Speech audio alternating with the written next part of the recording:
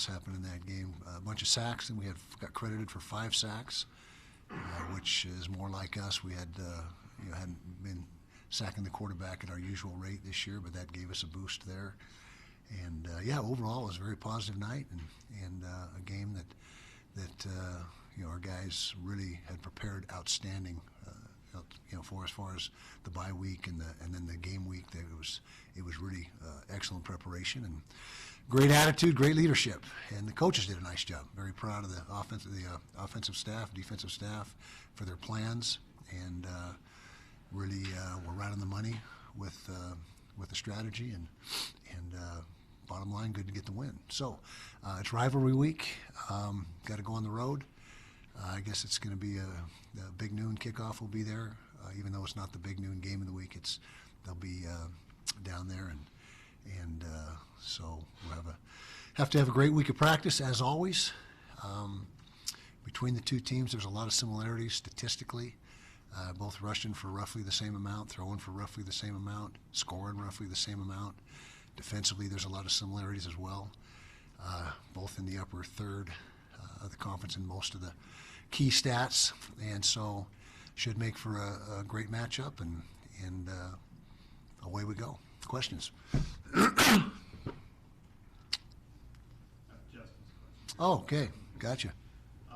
He says, great win on Saturday. It was possibly being your last rivalry game. Will you please take a few moments and describe the difference between playing or coaching these types of games, and which do you prefer? Okay, well, remains to be seen, that the first part of your assumption, but I always prefer playing. I don't think you'll come across anybody that was a player and a coach that wouldn't give you the same answer. When you're in the arena and you're playing and in the fray, there's nothing like it.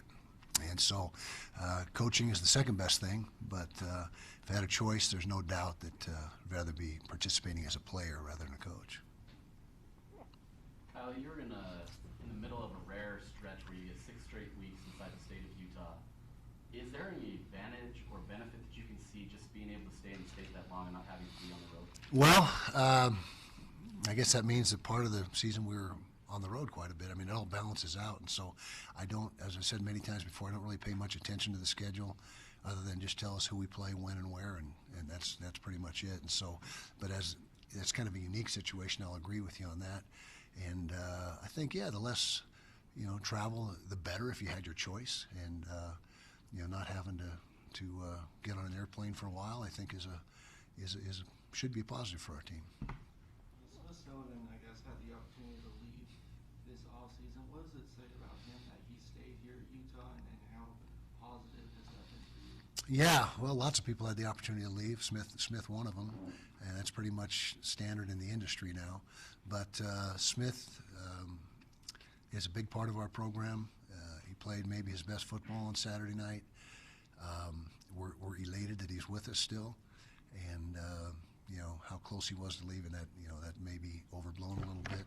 But he's a very good player for us, and we're, like I said, glad he's on our football team and does a lot of good things for us.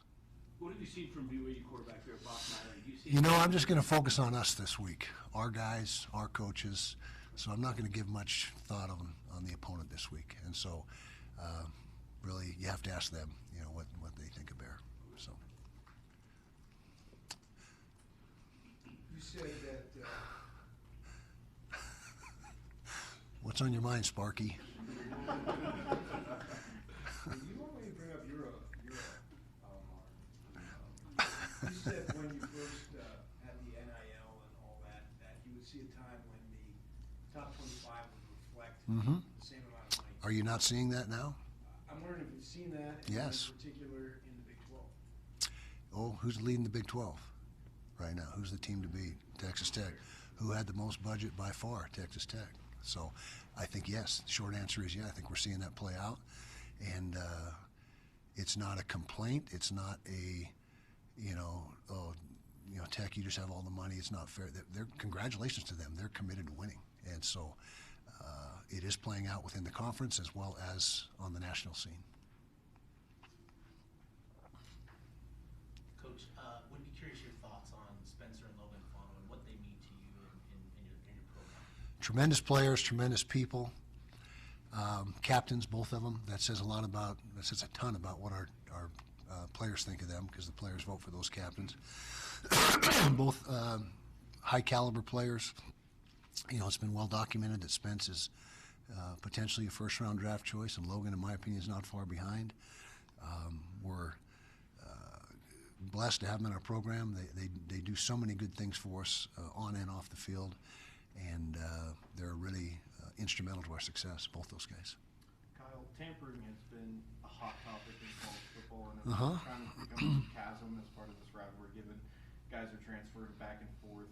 I'm just curious, you know, with teams with so much money and obviously indirect sources from BYU and other players and programs across the nation, does that, I guess, enhance the stakes of the rivalry or kind of give you guys an edge in that landscape? I don't know that it gives us an edge, and I haven't done the math. I don't know if we've lost more going down there or vice versa. I couldn't tell you. I probably should be able to tell you, but I can't. But you know, I just think that, you know, you focus and win with the players that you have. You focus on those guys. You can't worry about who's not here, who was here. And that's an old Norm Chow axiom. He told me that. He said, you know, just worry about the guys that you have and win with the guys that you have, and don't worry about anybody else. Kyle, there's a lot of coaching connections in this rivalry. Sure are. Yeah. And Kalani's talked about in the past how much of a mentor you've been to him in his progression as a coach and in his coaching career. In what ways have you tried to mentor your former assistants and your current assistants to help them be successful? Well, you know, as the head coach, that's your responsibility to mentor your staff. A lot of them don't need much mentoring. They're really good coaches just on their own. They stand alone. But you're right. There's a lot of coaches down there that were here. Grateful for what they gave us while they were here. They were all outstanding for us and did an excellent job. And you know, Kalani is a good friend of mine. That's no secret. And he's become a outstanding head coach. And you know, that's just, you know, back to your original question is you know, you want to do everything you can as a coach to help your assistants progress, get to the next level, whatever that may be, coordinator, head coach, somewhere else, you know, whatever the case may be. I think that's an obligation, and one of the core responsibilities of a head coach is to try to get his staff to be able to excel and progress. Kyle, there was a time when both you guys were in the Mountain West where both sides were kind of clamoring for the rivalry be tampered down a little bit. It was getting pretty intense between the fan bases, and then you went your separate ways, and you know, the games weren't as significant. Now that you're back in the same conference, the intensity of last year's game, obviously, taken into consideration, do you feel like the rivalry is back to that same intensity it was?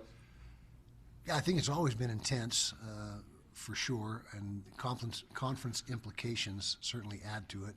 And you're right, there was a period of time there where we weren't in the same conference. I think in the past, when we were in the Mountain West, and the game being held in the last slot of the season, last game of the season, that added to it as well. As of right now, it's not the case. It's what are we, dead center just about in the season, and so I think you know, it's almost the same as it was when the Mountain West was in, you know, when we were in there, but just not quite, because you know, the build up throughout the entire year to having the last game is a little bit different than playing it right in the middle, in my opinion. So. Kyle, Parker is averaging almost 50% more yards per carry than Rodgers, and Rodgers routinely is getting more carries in a game. And I'm wondering, maybe the statistics don't tell the whole story. Why are carries being divided the way they are? Yeah, that's a good question, and we've analyzed that ourselves. And you know, the short version is Rodgers is in on a lot of short yardage. He's really good downhill, get a couple yards when you need him, which is going to hurt your yards per carry, because if you're giving him the ball on 3rd and 1, 4th and 1 in the goal line, you know, deep in the red zone, that's going to affect your yards per carry. But we really like them both. I mean, they're 1 and 1A in our opinion, and Wayshawn has been hampered a little bit physically, and so not ready to, or wasn't in the past ready to carry a heavy load, but he's feeling better now, and you know, he's certainly been really productive for us. And the best answer I can give you is a lot of Knox carries are in those short yardage goal line situations, which, lend itself to less yards per carry. Kyle, I'm curious your thoughts on your guys' run defense so far. Obviously, last week, Malik Brown was one of the leaders in the conference on rushing. How would you assess the run defense so far this season? 5 out of the 6 weeks, really good.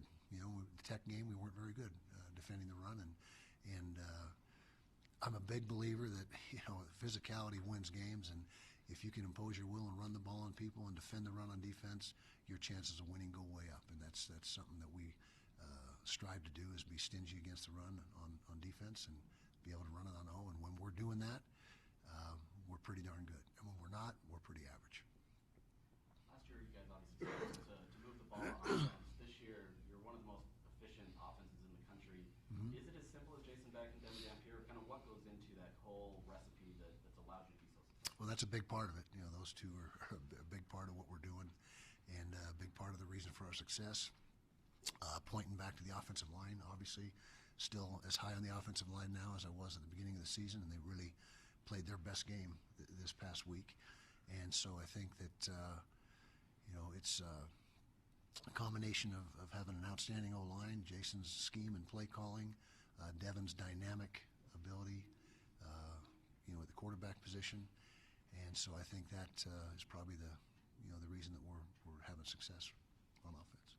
Kyle, Devin and so many other players have never played in this rivalry before just because they're transfers. Yeah. How do you, approach this week, educating players on the intensity, the atmosphere and all that, given there's so many new players?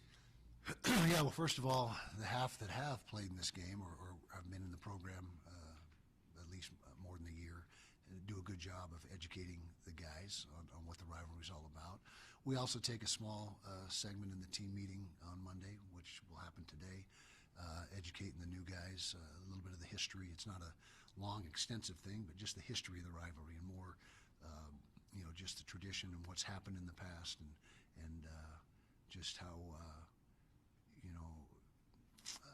just on a national scene. It's one of the better rivalries in the country, in my opinion. And so we do take a few minutes in a team meeting, have a presentation, and try to do the best we can to educate them. But that's not nearly as important as practicing well and studying your film and the game plan and all that stuff. But it certainly is a part of it.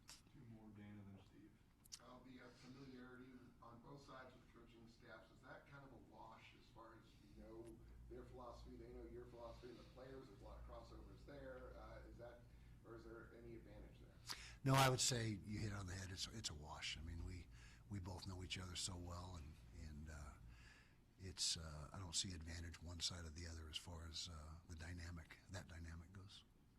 Coach, you talked about David Dampier feeling better, and I'd be curious to get your thoughts on prioritizing more rest this season because of this next stretch of the schedule. Yeah, we have definitely done that, and we did it more so in the bye week than we've ever done as far as downtime. I think it paid off. I think our guys were completely fresh in the game on Saturday, and that's and with the numbers, your roster number is going to keep shrinking until it gets to 105 because that's what the new limit. And the only reason you can be above that is if you have grandfathered players that don't count against that cap. But we're still about 10 players below where we usually are, and then next year we'll probably be 8 or 10 players less, and eventually in a year or two get to that 105. And so preservation is a key. It's not like the NFL where we can make a trade or have a waiver wire to pick guys up on, and we got who we got, and along with everybody else, obviously. And so I think that's a trend that you see pretty much across the country, is that you better be careful with how physical you are in practice and what you do, because you got limited resources, limited players, and you better take care of them. And it's not like we used to beat them to a pulp, but we certainly had more. Yeah. Yeah. Good call. Yeah. Sorry about that. I didn't mean to, Jeff. I didn't mean, it's easier that way for me. So I always take the easy way out.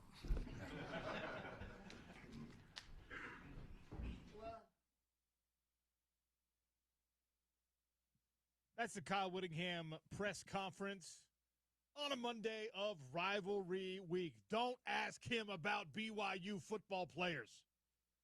He doesn't want to talk about Bears or Tigers or Chases. He's focused on his guys only.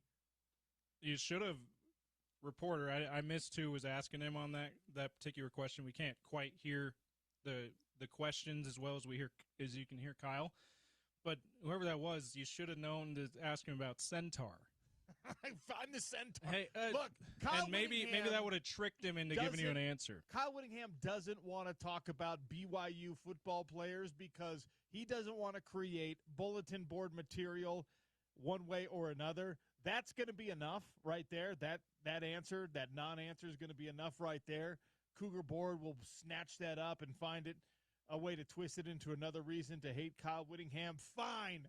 Let it be. This is rivalry week, baby. This is when you're supposed to despise the Cougs. This is the only week of the year that I hope that Aaron Roderick and Gary Anderson and Chad Kalha'a and Kalani Sataki. Jay Hill, I hope you stink at your job this week. It's the only week of the year I don't want to see those guys be successful. And you know what? We're my house, we're technically a house divided, okay? My father-in-law bribes my children to say, go Cougs. Not this week, baby, all right? They're wearing Utes. They're wearing drum and feathers all week long. It is the rivalry game. This is the best week of the year. And guess what? It is so much better. Dana Green asked a great question, okay? Go back, ESPN 700. Download the app. ESPN700sports.com. Re-listen to the Kyle Whittingham press conference as soon as it's posted.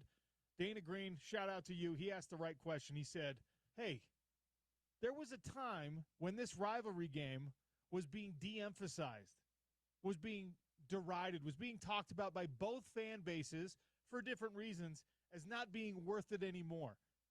In the Mountain West Conference, this was a relevant rivalry in the championship conversation pretty much every year.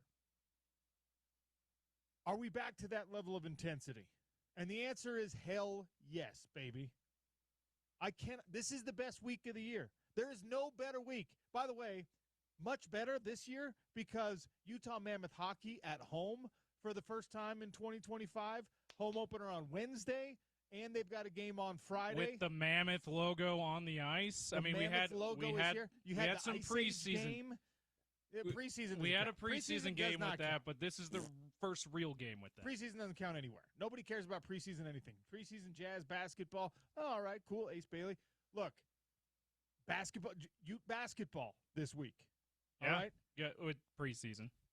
You've got a little bit of everything to get you excited for Saturday. All right? The best week of the year. Circle it. Journal it. All right? Journal it, yes. Find some, like, little college intern to follow you around with a camera and a microphone and document and put it on your socials. I don't care. For Cray-America or something, just enjoy it. This is as good as it gets because I'm looking right now at the AP Top 25. BYU still undefeated. Overtime win on the weekend. They are 6-0. Utah is 5-1. You've got two ranked teams, and the winner of this game factors into the championship conversation in the Big 12 Conference. And if you factor into the championship conversation in a Power 4 league, you factor in to the college football playoff discussion. And, of course, there's the possibility. I heard Scott Mitchell on the way in, and he's absolutely right. There's a possibility that this Big 12 Conference, the way it's shaking out in other leagues right now, I'm more optimistic that this Big 12 Conference actually could be a two-bid league in 2025 because Texas Tech is a top 10 team right now. And Texas Tech's schedule is incredibly manageable the rest of the way. The Red Raiders, they could finish undefeated this season. They could win the conference championship. But even if they don't, if they finish the regular season undefeated and then they lose a conference championship game, hello, that's a two-bid league right there. And if a one-loss team goes up against the undefeated Red Raiders in the conference championship game and they lose, and now they're a two-loss team, because of what's happening in college football, that still could be a two-bid league. I think everyone. And guess what? There's still a strong possibility that Texas Tech stubs their toe the way that everybody has in the Big 12 Conference. And so who knows? This is a glorious time in college football. And Utah, BYU, the only thing that could make this game more interesting and better is if we were playing it in the final week of the regular season. We all know that. but I will take what we are given. You want this game to be on Saturday night in Provo? Great. Big noon, by the way. I would love – we got to get Urban Meyer. We got to find a way to get Urban Meyer back on the show this week. I want to know how aggressively he campaigned for the Holy War to be the big noon kickoff game. I know that it's not going to be the 10 a.m. kick, but the set and the analysts, the crew, they're coming to Provo. Chance for Urban to say team down south a million times. He is going to be lustily booed by the gathered Coug faithful. Did you watch, was it last year? It was last year when they were there for Big Noon Kickoff. I was not able to catch it. Was he received the same way as he'll probably be received on Saturday? Yes. Yeah. Only more so because they weren't playing Utah last year. He was just Urban Meyer. We know you're by association. You're guilty. We hate you. And we hate you. and they were just. Bleh. And this time he's not. He's going to be rocking. He's going to have a drum and feather on his tie or something, and he's going to be saying "Team Down South" while he's on their campus again. People are going to hate that man so aggressively. And you know what? That's what college football is about. I don't want to bury the lead, though. We can't get too far ahead of ourselves. We have to talk about the Arizona State game. I know it's easy to turn the page rapidly. It's like, now it's about BYU. We're on to BYU. Of course we're on to BYU, but guess what? Against Arizona State, and I told you how existentially important that game was for this Utah football team, and thankfully the scenarios really kind of lent themselves in Utah's favor. Sam Levitt being in street clothes on the sideline obviously ended up working out nicely for Utah. Kenny Dillingham, I was shocked, did not really adjust his game plan enough to fit what Jeff Sims was good at, in my opinion. Having that guy throw the ball 38 times, not ideal. 38 attempts, by the way. He completed 18 of them for 124 yards and 3.3 yards per completion. Yikes. Devin Dampier only threw the ball 12 times for the University of Utah. Jason Beck, Kyle Whittingham, Jim Harding, they had a conversation. Like, look, Arizona State, statistically, coming into last week, was pretty stout against the run. A team that really did a good job stopping opposition rush attacks. Arizona State, leading up to a game against Utah, was a top 4 rushing defense in the conference. We talked about how tested were they? Is this a team that really is, do we know exactly what they're about? You know how many rushing yards Arizona State gave up to Texas Tech? To TCU a week before they played Utah? James, guess. If I said how many, not a week before, 2 weeks before, because they also had the bye week. A ranked Horned Frogs team who Arizona State beat rushed for how many yards? And I know that TCU is not exactly a great running team right now, but how many rushing yards do you think Arizona State gave up to that ranked team?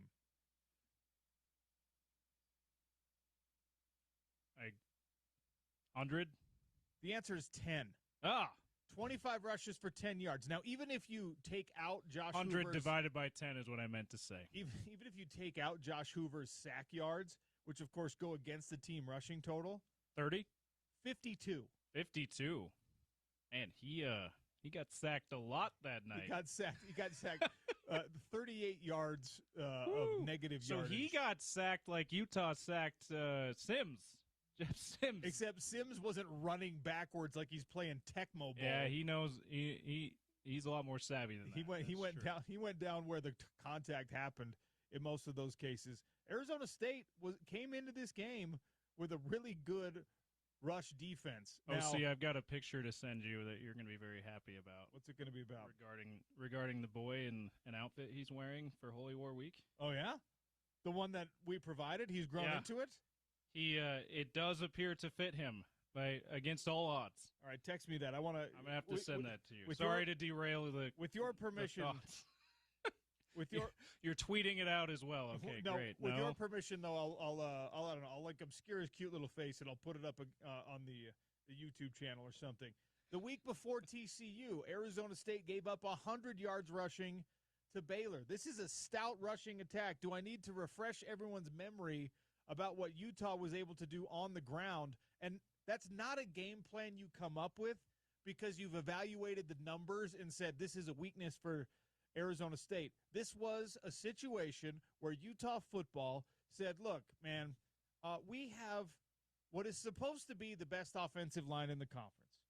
We're supposed to have a top 5 offensive line in college football.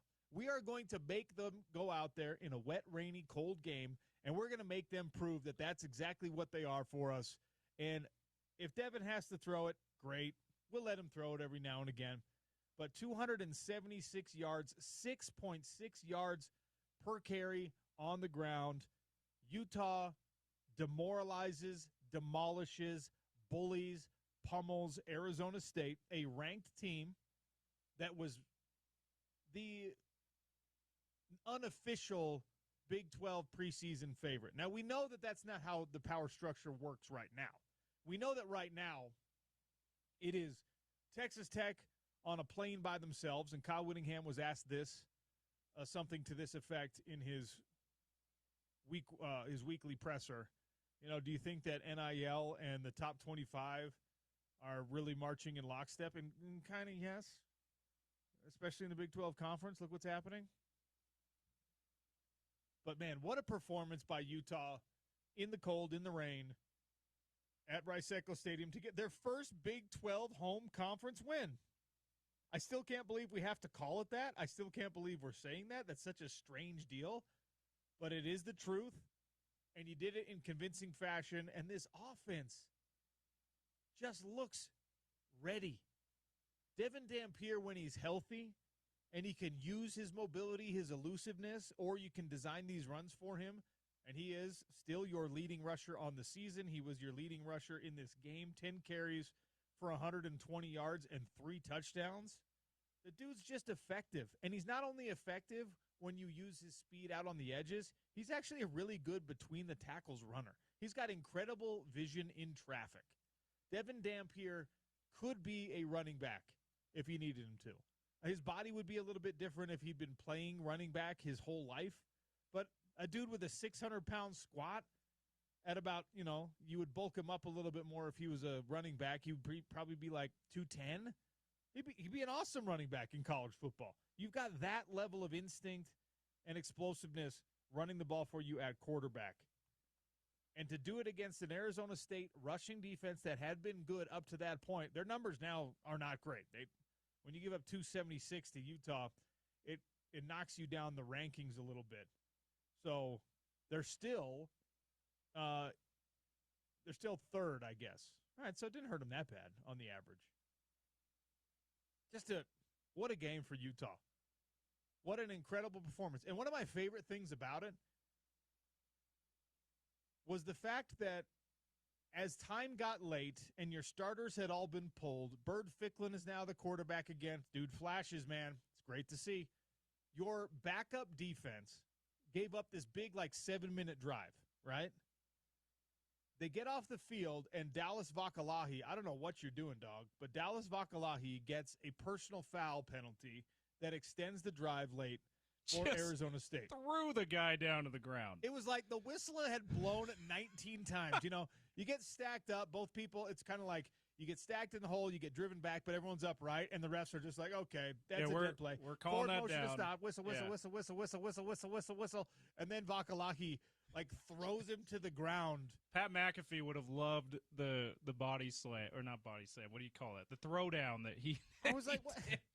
What are you doing? And look, and he did Luther, the tease yeah, for shout out for Tonga, yeah. and Luther Ellis and Morgan. Everyone in the stadium is just like, what are you doing? Okay, so that extends the drive. The and look it's on Scally and Ellis's face. It's like, okay, anyway. wait. So is this defense now, this backup defense, 2s and 3s playing on the defense, are they now going to give up a touchdown here late and just make this look a little bit closer? I mean, 42-17 and 42-10 are not that different, but are they going to still bow up and stop this thing? And they did.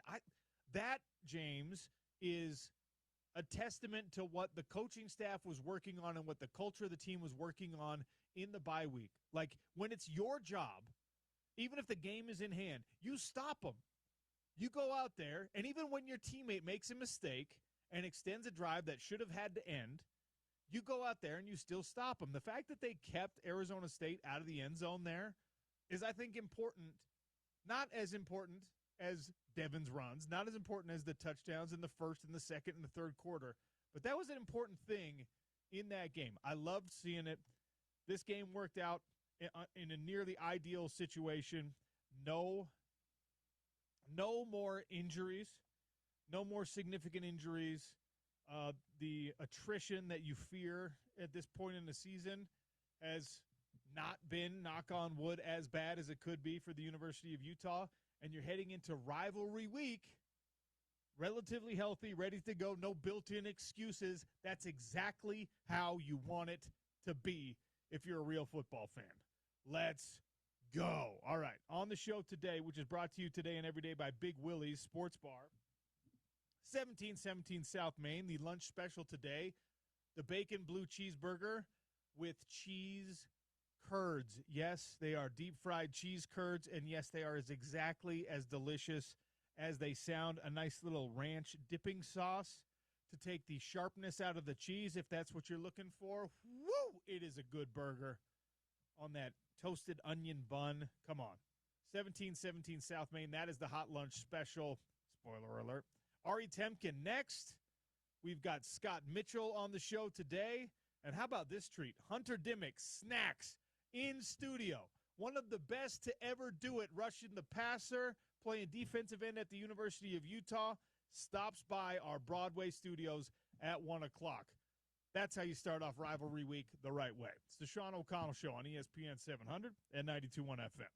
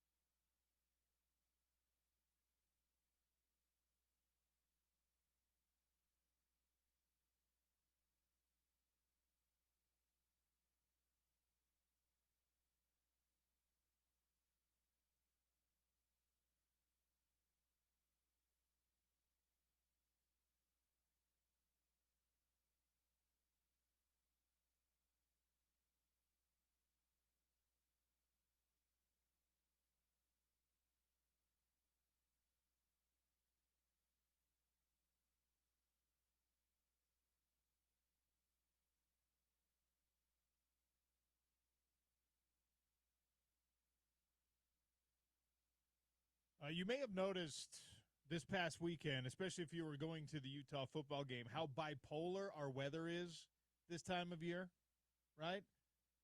Saturday started in the sun, at least, pretty balmy, and then you felt like it was December by the time that game was kicking off.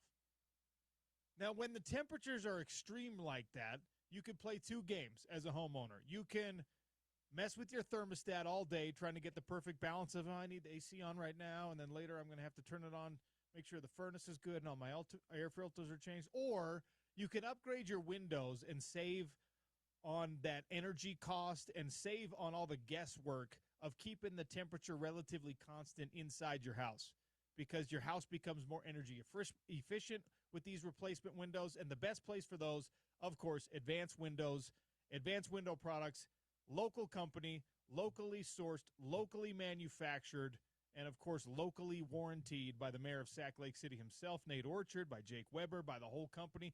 40-plus years of a great track record. 801-850-9100, $2,500 off, 10 windows or more. They'll do the window coverings. They'll do the doggy doors in your sliding glass. They take care of anything window-related. And even if you're in one of the older neighborhoods like I'm, if you're up in the avenues, if you're up there in Mill Creek, if you're in a place where, you know, not all these windows are standard sizes, and you might have like one of the clamshell ones, and you might have a little portal window, like a little circular one, they can handle all of it because they manufacture the frames and the glass and all of it in-house right here in Salt Lake City, and it's guaranteed for the life of your home. 801-850-9100, advancedwindows.com. Tell them OC sent you. Ari Temkin, Big 12 Radio on TuneIn, kind enough to join us now to recap the weekend and look ahead to the Holy War Rivalry Week here on ESPN 700 and 92.1 FM. Ari Temkin, welcome to the show. How are you? I'm great, OC. How are you, buddy? Man, I'm pumped up today because we got BYU, Utah this weekend, as you're well aware. And, of course, both teams coming off victories. BYU still undefeated.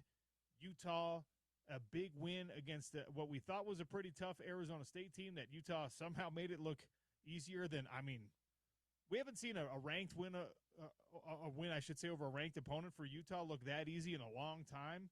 And so I'm just feeling good that we're going to get a great game this Saturday. And it's on a 10 a.m. local start. that also helps. Yeah, and, you know, I'm not sure how, you know, lubed up the fans would be in Provo anyways, but still, exciting matchup, obviously. And, I mean, this is – you'd have a better sense of this than I would, but this has got to be one of the greatest and, you know, most important Utah-BYU games ever. I mean, considering they've obviously played as highly ranked teams, they've obviously played with a lot at stake, but never within the same conference. And I would think because of the new era of the playoff, without this much at stake in terms of potentially being a playoff team. So the fact that, you know, it's going to get the Fox big kickoff treatment without having to be a 10 a.m. local kick, I think is phenomenal. It'll be front and center for the college football audience. It is, from a perfect timing standpoint, I mean, it could not have been drawn up on a better week in terms of, you know, 5-1, 6-0, both coming off really impressive wins. So yeah, I'm jacked. I'm excited. This is exactly, I think, what the Big 12 wanted when adding BYU and then, of course, Utah. And for me, I think this is best case scenario. And I look at these two teams; they're awfully similar. And you know, look at the Utah-Arizona State game. I think a lot of people will point out the Sam Levitt injury, and that's part of it. But to me, the bigger story in this game was what Utah's offense did to Arizona State's defense. Arizona State's defense was extremely disruptive coming into this game. They were leading the league in sacks with 19 sacks in their first 5 games. To have 0 sacks come out of this game from Arizona State, to have, you know, Utah beat a team that really, I think, wanted the point of attack on both sides of the ball. I mean, that's the thing. I mean, they just absolutely dominated up front on both offensive and defensive lines. You know, I think the Levitt thing stands out because everybody's going to be like, oh, well, whatever, they beat Jeff Sims. But to me, there's a lot deeper here that stood out about Utah. And, you know, this is an improved team since the Texas Tech loss. And honestly, they needed to be, right? That was a failure on a lot of levels for Utah on that big stage, and they had to go back and figure out whether they were going to, you know, deliver on some of the promise that we all came into this season feeling, or it was going to be the start of a downhill slide. They responded correctly. And now, like you've already mentioned, and I've already mentioned, you've got a ranked team versus a ranked team. The stakes are so incredibly high here. Before we get out ahead of ourselves and try to predict that game or evaluate the ins and outs of that exact game, I want to stay on this Arizona State performance because, yes, you're absolutely right. The Sam Levitt injury matters here. It does. You shouldn't pretend that, a Sam Levitt-led Arizona State team probably still only scores 10 points at Rice-Eccles Stadium. I don't think that's fair when you're talking about Arizona State. I was surprised that they asked Sims to throw the ball as often as they did. Now, I know part of that is because they were down, but it's not like Utah jumped out to this huge lead early. Were you shocked to see 38 passing attempts from Sims, who's obviously much better as a runner? Yeah, very much so. And especially, I think, given how successful Utah was at their ground game. I mean, I put this in my notes, and I think, this is pretty much where the game was lost for Arizona State or won for Utah. 4 drives to open this game, and Utah ends up 25 carries, 187 yards, and 3 touchdowns. 3 touchdowns on the ground in the first 4 drives of this game at 7.5 per carry. So, I mean, that is completely demoralizing a team up front.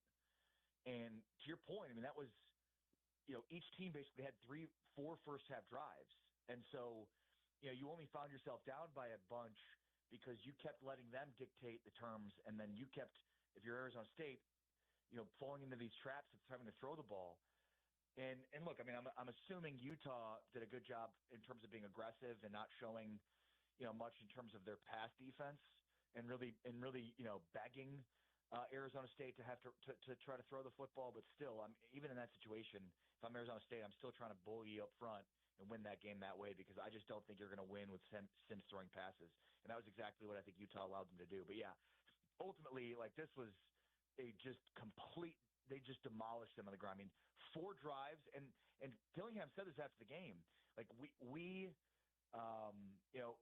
did not want to fall into the trap, but ultimately, the comment that he made, I think, was, we wanted to slow this game down and limit possessions, and they did that. It still played right into Utah's hands. I mean, the first 4 drives, 3 touchdowns on the ground and 7.5 per carry. That's unbelievable. I'm a little bothered that that Smith Snowden, the Utah corner who drew duties against Jordan Tyson for the bulk of this game, I'm a little bothered for him that he's not going to get full credit for his performance because everyone's going to say, oh, well, Sam Levitt was out. So, of course, Jordan Tyson was not going to have a great day. They targeted him plenty, and he actually had 8 catches in the game. But the coverage was really good. Smith was there all the time. He did get a couple of pass interference calls, which at least one of which was questionable, but the other one certainly was probably deserved the flag. But, Jordan Tyson is the best wide receiver in this conference and a top 5 wide receiver in the country. He had a bad day against Utah, and it wasn't just because his quarterback was, a backup. It was also because Smith Snowden and the Utah defense at large did a great job against it. You're exactly right. And it's such a good point because, if it would have gone the other way, 100 and some odd yards and multiple touchdowns for Tyson, we'd be killing Smith Snowden. But I think in this game, Utah trusted Snowden on an island against an NFL receiver. This was a NFL on NFL type matchup with Snowden and Jordan Tyson. And, I mean, Tyson is an elite receiver. I mean, his ability to get open, his ability to high point the ball, he checks a lot of boxes that you're looking for. So, to your point, Utah trusted him. Scally trusted him enough to put him on an island and say, you got to stop him so we can really, put the bulk of our team towards stopping the run. And that's, I mean, you could argue that's a big reason why Sims threw as many passes as he did, because they felt like they had good opportunities in one-on-one situations, and Snowden was up to the task in the majority of those. And that's, not many corners in college football can do that. Yeah, not a small thing. Ari Temkin, our guest here on a Monday, Sean O'Connell Show, talking the Big 12 weekend. We've been focused on Utah. Another one that obviously was huge to set up what's going on this week. A much improved, much better Brent Brennan Arizona team hosting BYU. Inclement weather involved in that one as well. And the Arizona defense has played much better than any of us thought they were even capable of. That game goes into overtime. BYU obviously escapes and remains undefeated. What was your biggest takeaway from BYU Arizona? We talk a lot about complementary football, and every team wants to play complementary football. I don't think there's a better example of what complementary football should look like than BYU in 2025. I mean, they have really good special teams. Will Farron is a guy that he had hit 25 consecutive kicks. He missed one last week. He missed one this week, but hit two big ones, one in the fourth quarter to make it a 7-point game and then another in overtime to send the game to double overtime. They've got an elite defense. They've got a great running game. And they've got a true freshman quarterback who made some mistakes in this game, and yet they were able to overcome them because of what they have in terms of complementary football. So let's start with the quarterback. Bachmeier, who was playing high school football last year, and then spent spring in Palo Alto, California with Stanford, then transfers over, gets his live bullets for the first time in spring in fall ball, and is somehow the starter day one for BYU. That is an unbelievable story unto itself. Now, he threw a pick in this game that was huge, especially in the second half, and then he fumbled the ball late in this game that, had it not been recovered by BYU, would have probably been an Arizona win. He fumbled at about the 4-yard line, and it was recovered by an offensive lineman. If it's not, then we're not even talking about BYU as an undefeated team. So, quarterback makes mistakes, team is still able to overcome them because they just play complementary football. This game, to me, was about the physical running style, and this week in the Big 12 was not so fast about how good the quarterbacks are, because the quarterbacks are good in this league, and this is a league of quarterbacks. There's no doubt about it. But I thought this week was a great example of how good the running games are, and the best physical running attacks were featured in this game. I mean, when you look at the Texas Tech game, Cameron Dickey absolutely exploded on the scene against Kansas. Obviously, we know what Utah did with their ground game. And then in this game, too, L.J. Martin had his best game, which says a lot, because I remember Sonny Dykes a few years ago at Big 12 Media Days. He mentioned that, after the first couple of years of the Big 12, they looked at what were the things indicators of success. And, one of the things they found was, the team that's the most physical running team is the team that traditionally wins. I mean, not exactly the most, outside the box thinking, but it was a really good observation. And I think that's still true here. Even though we've got really good quarterbacks in this league and there's tons of great high flying offenses, just look at the best teams right now, and they're all physical power running football teams that can knock you off the ball. And I thought this week was a great example of that. And that's what BYU did. I mean, L.J. Martin, more on the complementary football side of things, that's going to make things a lot easier on your quarterback when your running back is that efficient. And I think Bear, though he makes mistakes, and he's going to continue to make mistakes as a 19-year-old true freshman who's playing high school football a year ago, his ability to overcome those mistakes, have short memory, and, I mean, he's just so effective in the ground game. Because you have to pay attention to what they have at receiver, that leaves openings underneath, and he takes advantage of that when those windows are open. And so I think kind of like Dampier, where you go up against a really good elite defense that's going to force you to have to make some throws. You wonder if he's going to, but also, again, we should probably excuse that if he does, right? No true freshman is supposed to be doing what he's doing right now. So, he is due for a little bit of regression, and that shouldn't be a knock on him at all. It's more to, BYU's aspirations this year, and they just found the perfect signal caller for the perfect situation. And, they're just really good all around them. This is the perfect complementary football team. Before we let you go, I always say, well, what's the power structure of this conference right now? And, look, Texas Tech, as we, I think, have already said, feels like they're kind of on a level by themselves. BYU is also undefeated and deserves the respect associated with that. And Houston has surprised me. Cincinnati even more so. I mean, Cincinnati's going to factor in one way or another to this conference championship conversation, Ari, and that's not something we were saying 5 weeks ago. Yeah, it's pretty wild. And when you consider that their offense looked really good the last 2 weeks against Kansas and Iowa State and did not play well against UCF but still won, I mean, I think you're right about that with Cincinnati. They're going to take a loss or two, but they're going to be in it. I mean, yeah, Texas Tech's in a league of their own. I think when you look at the teams in the conference right now with just one conference loss, that's probably what we're looking at from a power structure standpoint. I don't see Texas Tech losing, and if they do, they're not going to lose twice, which means that the team they're going to play in the Big 12 championship will have at most one loss. I wonder if two would be enough, and then we're looking at crazy tiebreakers. It's a long way to go, and I get it. Maybe there will be a two-loss team, but where it looks right now, I think we're looking at an undefeated versus a one-loss Big 12 championship, which means there's a good chance the Big 12 is going to end up with 2 bids. We talked about that in the opening segment of the show, and weirdly, I had resigned myself in the offseason to like, all right, well, it's a one-bid league. There's going to be all this, bloodbath of parity, and so we're just gonna have to accept that only the conference champion moves on. Now where it's at right now at the halfway point of the season, I don't feel that way at all. I feel like it should be a 2-bid league, especially with how everything else is shaking out in the SEC, the Big Ten, the ACC, et cetera. It would be interesting to see, too, if, let's just say, Utah plays Texas Tech in the Big 12 championship and they lost, and they only had 2 losses on the year, and they're both to Texas Tech. Would that be enough to get them in? I would think so. And, I mean, especially if they go through the rest of their schedule without losing, I mean, those would be some impressive wins. But, yeah, I mean, to your point, again, I think Texas Tech is obviously in a league of their own. Houston only has the 1 loss to Texas Tech, so too does Utah. The one thing I'll say about Tech, though, is, the tortilla penalties – like Tech, the only way Tech loses is if they beat themselves. And we saw against Houston, they settled for a ton of field goals. We saw in this Kansas game, like it was close because of some of the penalties that the tortillas were causing. So, that is something that could eventually bite them. And then the other part to that is Baron Morton's health. Against Utah, Will Hammond looked really good against an elite defense.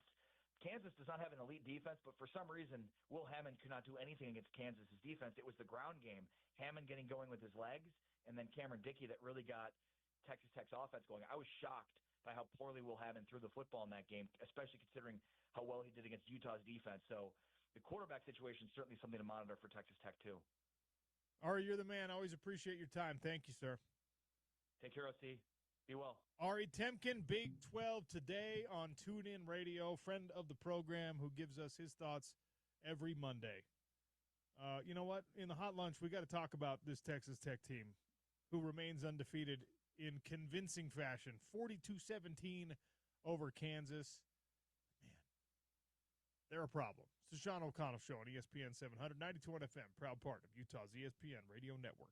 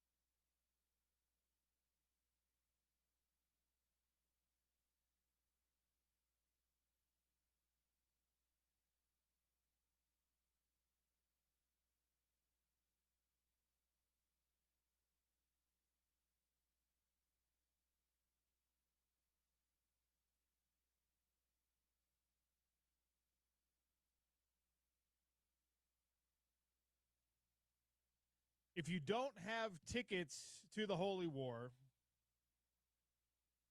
or maybe you're selling them because you want to pay your rent this month, and this is now a top 25 versus top 25 matchup, whatever the case is, if you're looking for a place to watch the game, Big Willie's, 1717 South Main, right here in Salt Lake City, Utah Sports Bar. They've got the TVs, they've got the pool tables, they've got the craft food menu.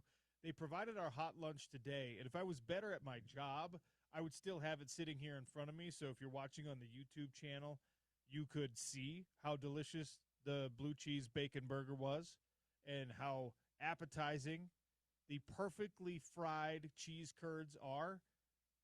There's no way to really visually tell how creamy the ranch dressing is and how perfect the consistency makes it, cools down that hot cheddar a little bit. But, man, what a hot lunch today. Go check them out at 1717 South Main. Tell them OC sent you. They're going to hook you up. Tell them, hey, man, I really want to watch that BYU-Utah game here this weekend. Is there any way we can put a little table tent on there, reserve it with my name or something? I don't know. Maybe you can work something out. But it is the perfect place to watch a BYU-Utah game. And it is the perfect place today, tomorrow, Wednesday, Thursday, Friday, next week, 10 weeks from now. It is the perfect place to go get yourself a hot lunch. Big Willie's, friend of the program, my actual real friends. I've known Patrick for 20-plus years. Man, I'm old. He was one of the bartenders when I started bouncing at an old place up in Sugar House while I was a walk-on at the University of Utah football program. That's how long we've known each other. Happy to see him and his success. But go check it out. Don't take my word for it. Big Willie's, drink specials every day, cold beers on draft, and my favorite, a diverse and delicious craft food menu. All right. Just got the email for the Big 12 Players of the Week. All right? Now, I know that there's Utah fans out there who wish that it was a Ute every single... This junk mail or... No. This is from the conference. Oh, this is Big 12 junk mail. Big 12 junk mail. So we don't call it junk mail because it doesn't come from junk. Look, BYU gets a little love here. The Big 12 conference announces the Week 7 award winners. If you're Cameron Dickey, it's not airing of grievances time, but if you're Cameron Dickey, you might have a grievance with the conference. Okay? Offensive Player of the Week. Offensive Player of the Week is shared this week between Cameron Dickey, who had 263 yards of rushing, and L.J. Martin, the BYU running back, who, look, had a great game. But when you have 260-plus yards, you shouldn't have to share necessarily. Especially with someone from your same position, OC, that's like, yeah, I had a better week than that guy, clearly. Like if it's a quarterback who had like 7 touchdowns, and you on the same week you happen to have over 250 rushing yards, then I feel like if you're Cameron Dickey, you're like, okay, I suppose that makes sense. I would share it with that guy. But with another running back that had still obviously a really good game, but still vastly inferior numbers because of how great you did at the same position, I'd be feeling a certain way about that. I would get a little upset. I would be like, I don't mind sharing, okay? I was taught in kindergarten to share my things, but I don't want to share this. Player of the Week honors. I just want to make sure I'm giving the accurate comparison, okay? 12.5 yards per carry. He had 263 yards. Is that good, OC? 263 yards and 2 touchdowns, okay? 12.5 yards a carry. L.J. Martin, again, L.J. Martin is great. He is one of the best running backs in the conference. He's the kind of player that you look and you see him with playing for your rival. He had a really good night, too, just not near as good as Cameron Dickey. He had 162 yards and That's 8 touchdowns. awesome. That if it were any other week that someone that the rest of the competition, they're like, yeah, a couple other guys got 100 yards, you'd be like, yes, L.J. Martin, incredible night. Not compared to a guy who had more than 100 yards rushing than you. And how many touchdowns did Dickey have? He had 2 and you had 1. So double the touchdowns. Yeah, that's I mean, we're not, this is not L.J. Martin slander for the BYU fans. We got a few of them that listen. This is just, come on.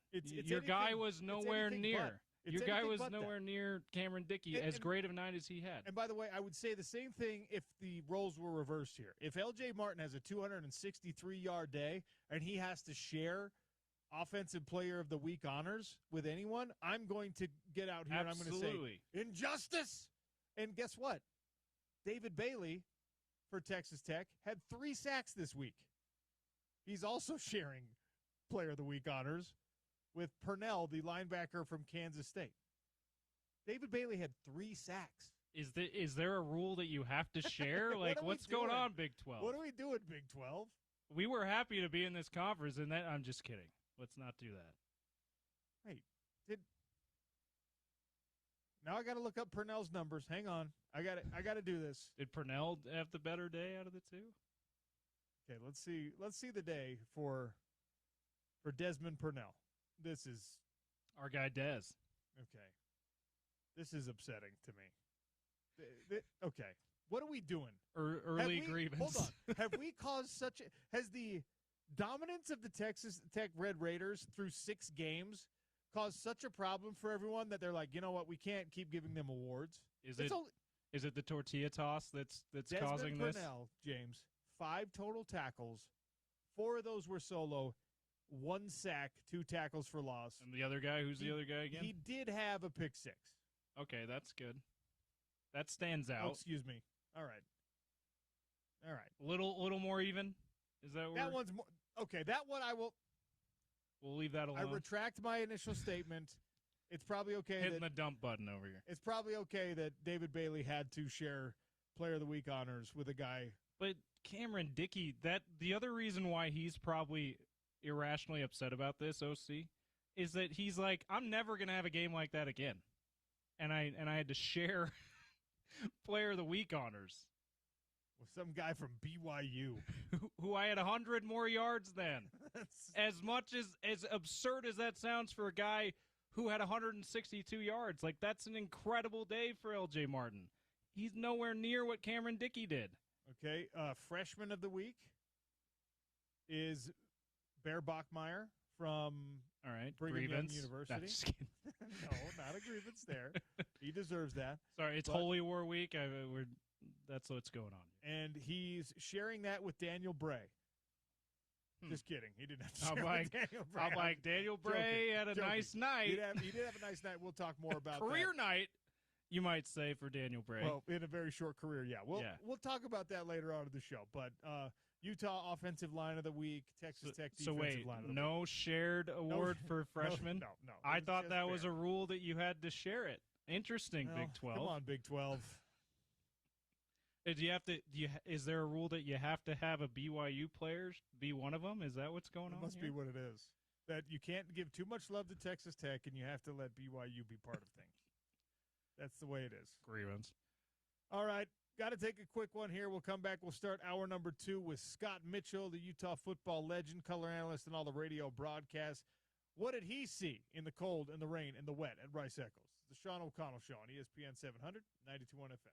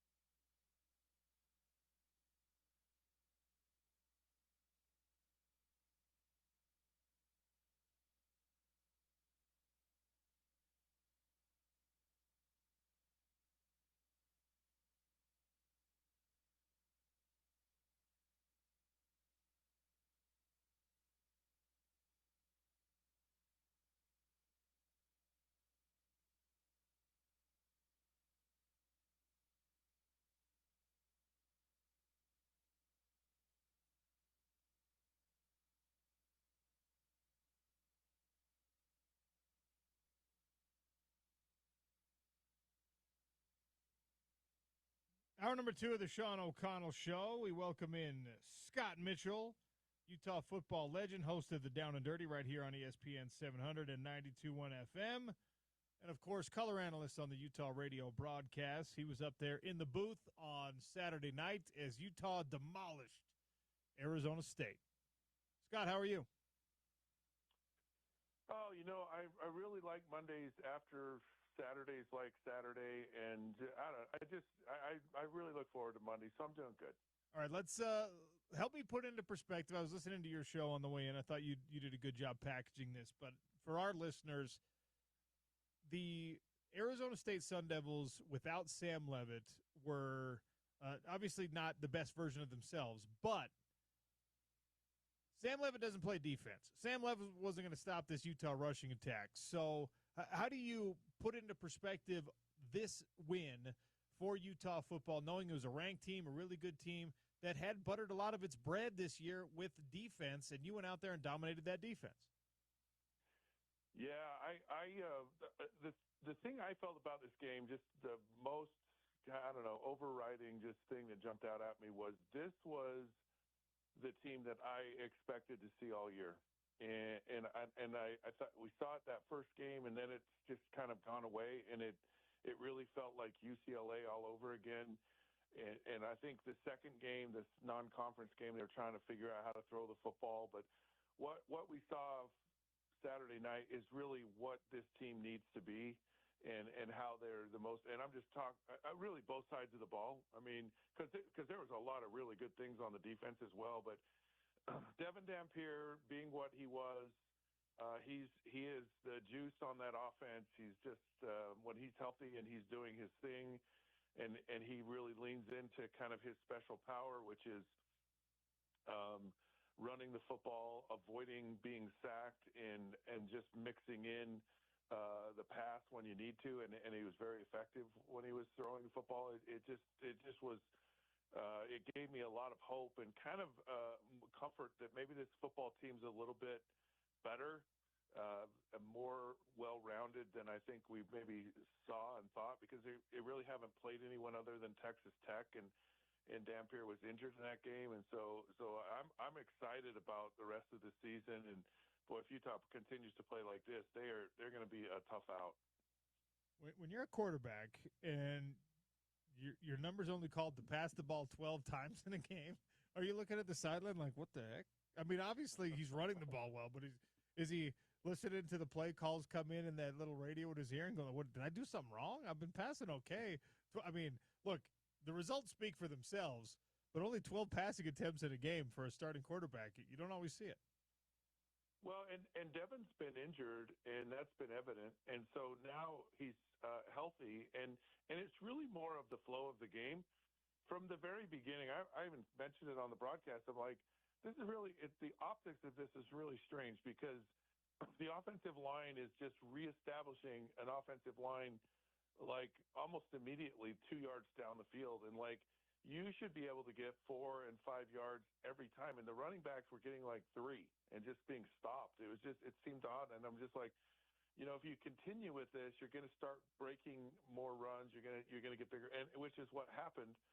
And I think there were a few maybe tendency breakers, because it was showing a run to the strong side and kind of coming counter to the weak side with the quarterback. And that was a big play for Utah.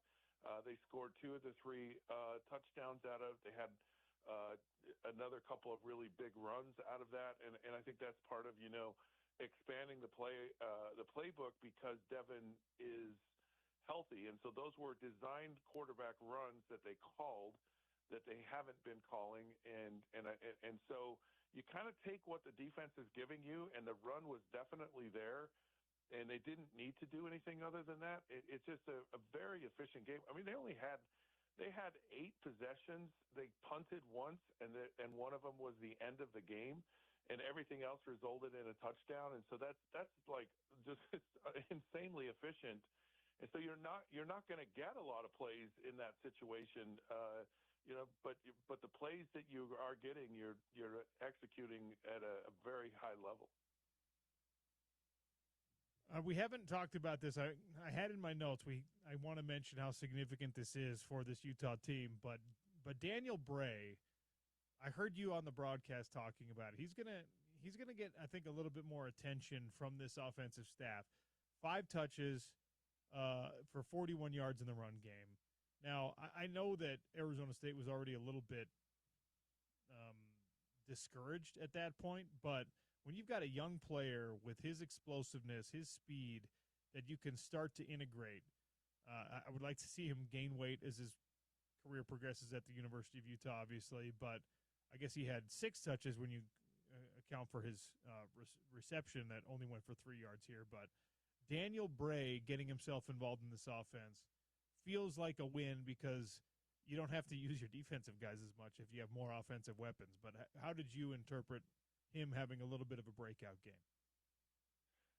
Well, speed kills, and that's what he has. He's very explosive, and it's a talent, and it's a challenge for a defense, and he became more of just a token player. Hey, we're going to put you in and run a few fly sweeps and kind of stuff like that. They were doing a little bit of that early, and it was very effective. But the thing that impressed me was the start of the second half when he was in the backfield as a normal running back. He wasn't the novelty, the token novelty edge rusher, and he was running, kind of at the teeth of the defense and running well. And to me, I always look, how does the team start the third quarter? Because it's all about, it's reestablishing kind of your momentum. It's like it's all about, okay, how are we going to finish this game? You make adjustments at halftime. You're going to come out and you're going to, and so you're looking for, all right, what is this team going to do in that first drive? And he was in the game, and he ran extremely efficient when he was there, and to have the trust to put him in the backfield, because there's a lot more that goes into when you're lined up there with whether it's pass protections or all the full run schemes, and he was up to the challenge, and that was exciting to see. But it was also, to your point about the defense, he essentially took over what Smith Snowden has been doing. That kind of, hey, let's get the ball in the hands of our playmakers and have them do something. And no offense to Smith Snowden, but he might have looked better than Smith has, and it's not a knock. It's like he just looks really good. But then for Smith to just be the lockdown corner, and he was chasing Jordan Tyson the whole night, and he wasn't really chasing at all. He was blanketing, and Smith Snowden had a phenomenal game against. I mean, you need to understand, Jordan Tyson is an extremely talented, probably a top 10 pick in the draft. And when you have a new quarterback in, and we've seen this at Utah before, his safety outlet is just throw it to the really good guy, and they made a lot of throws and a lot of attempts at Jordan Tyson, and he did have some catches, but he never had anything big. Utah just didn't give up a big play in the game defensively, and that was just huge. And across the secondary, they just did an excellent job against Arizona State.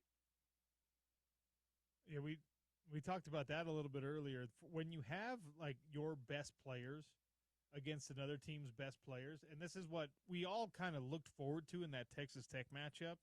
We're like, all right, this is good on good. Texas Tech spent all this money on these defensive ends and interior D linemen, and Utah's got one of the best offensive lines in the country, and we think the best one in the conference. Like, this should be best versus best. When you win those matchups, it's almost, to me, Scott, like you're going to win. I mean, the percentage of winning a matchup like that, position by position, and then winning the game, if your best beats their best, your team is going to beat their team.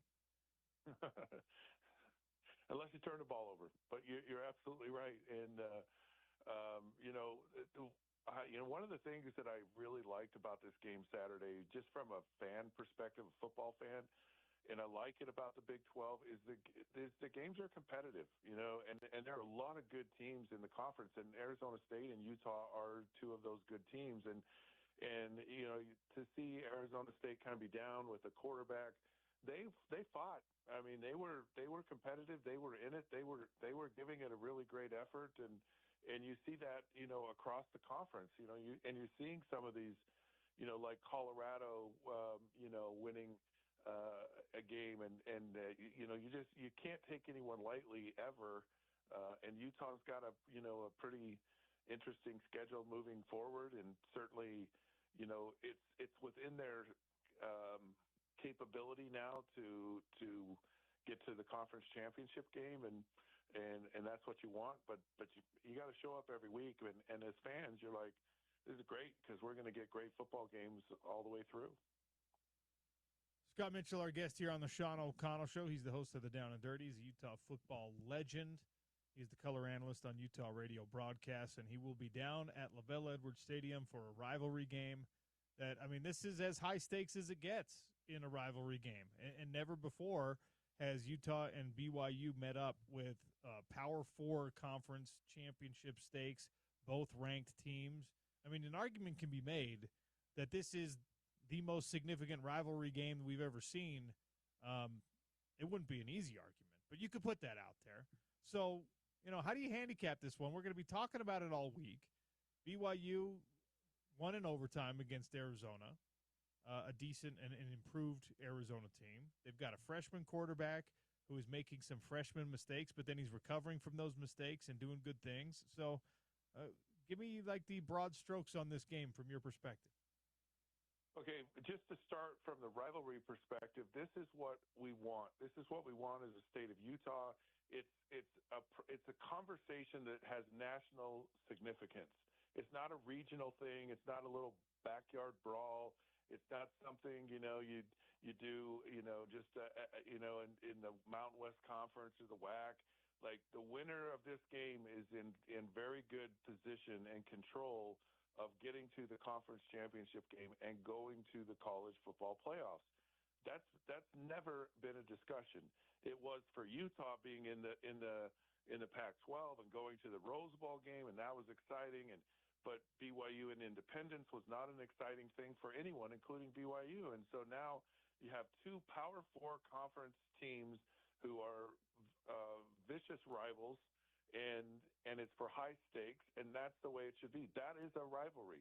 And whoever loses this game, which is going to be the team down south, it's going to sting, and it's going to hurt, and it's going to stick with you. And that's the way it should in a rivalry until the next time you meet again and renew whatever. And you want this. Like, everyone wants this. And I said it on my show today. It's like, everyone show up in your Sunday best, whatever that is. If it's a pair of shorts and a flower print shirt and you're going to the beach, or if it's a suit and tie, I don't care.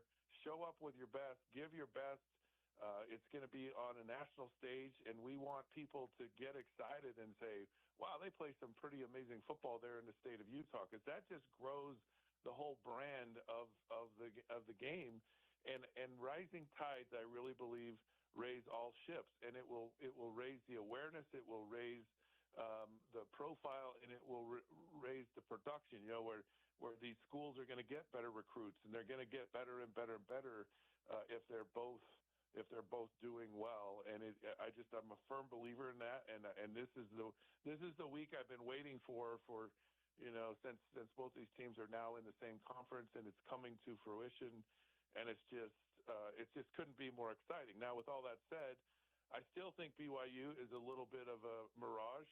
I don't think they're as good as Utah. I really think if Utah shows up in their Sunday best and they play their game, they will win this game. I just don't think. I don't think, and BYU hasn't really played anyone this year. And, they've played some decent teams, but they just haven't played really anyone. And I just think that I think Utah's a better team. And so if I'm just, and I swear I'm not saying that as a homer, I'm just saying that as what I see and observe, I believe that's the case. Now, rivalries are different, and they're funny, and it could even, impact a freshman. He's in his first rivalry game. He's dealing with that for the first time. A lot of funny things can happen in rivalry games, but if they go and play football and play their best, Utah should win this game. What is the biggest weakness that you can exploit on the BYU football team if you're Utah? And what is the biggest, that's something where BYU might have an advantage? Well, one of the things that BYU does a nice job of, and is they play hard, and they, they're just relentlessly playing hard. and their effort is just exceptional, and they don't really beat themselves, and so you really kind of have to show up, and it's a challenge, that it's not going to be a cakewalk, and you may be better, but man, they're just going to bring it, and they've got a great crowd there. That's a challenge. The quarterback, is young, but he's very talented. He's very confident, and he's been in some tough games this year where they've had to fight back. They've had to come back from things, and he's handled it, and he's done it, and that just gives you a tremendous amount of confidence. And anytime you have a quarterback who can run and will run, and really he's a different quarterback in that, he's more like a tight end playing quarterback than he is a quarterback, and where Devin Dampier is more like a running back playing quarterback, and so that's a challenge. And they've been BYU's been the stingiest defense in the conference, and look, Utah's going to try to run the football, and BYU's going to try to stop it. And I think it's kind of the same on both sides of the ball. Who stops the run, who doesn't give up big plays will be the team that fares well and wins this game. Scott, what is the worst day you ever had as an NFL quarterback, and was it as bad as Justin Fields' day for the Jets yesterday? Okay, statistically, I've never had a game like that.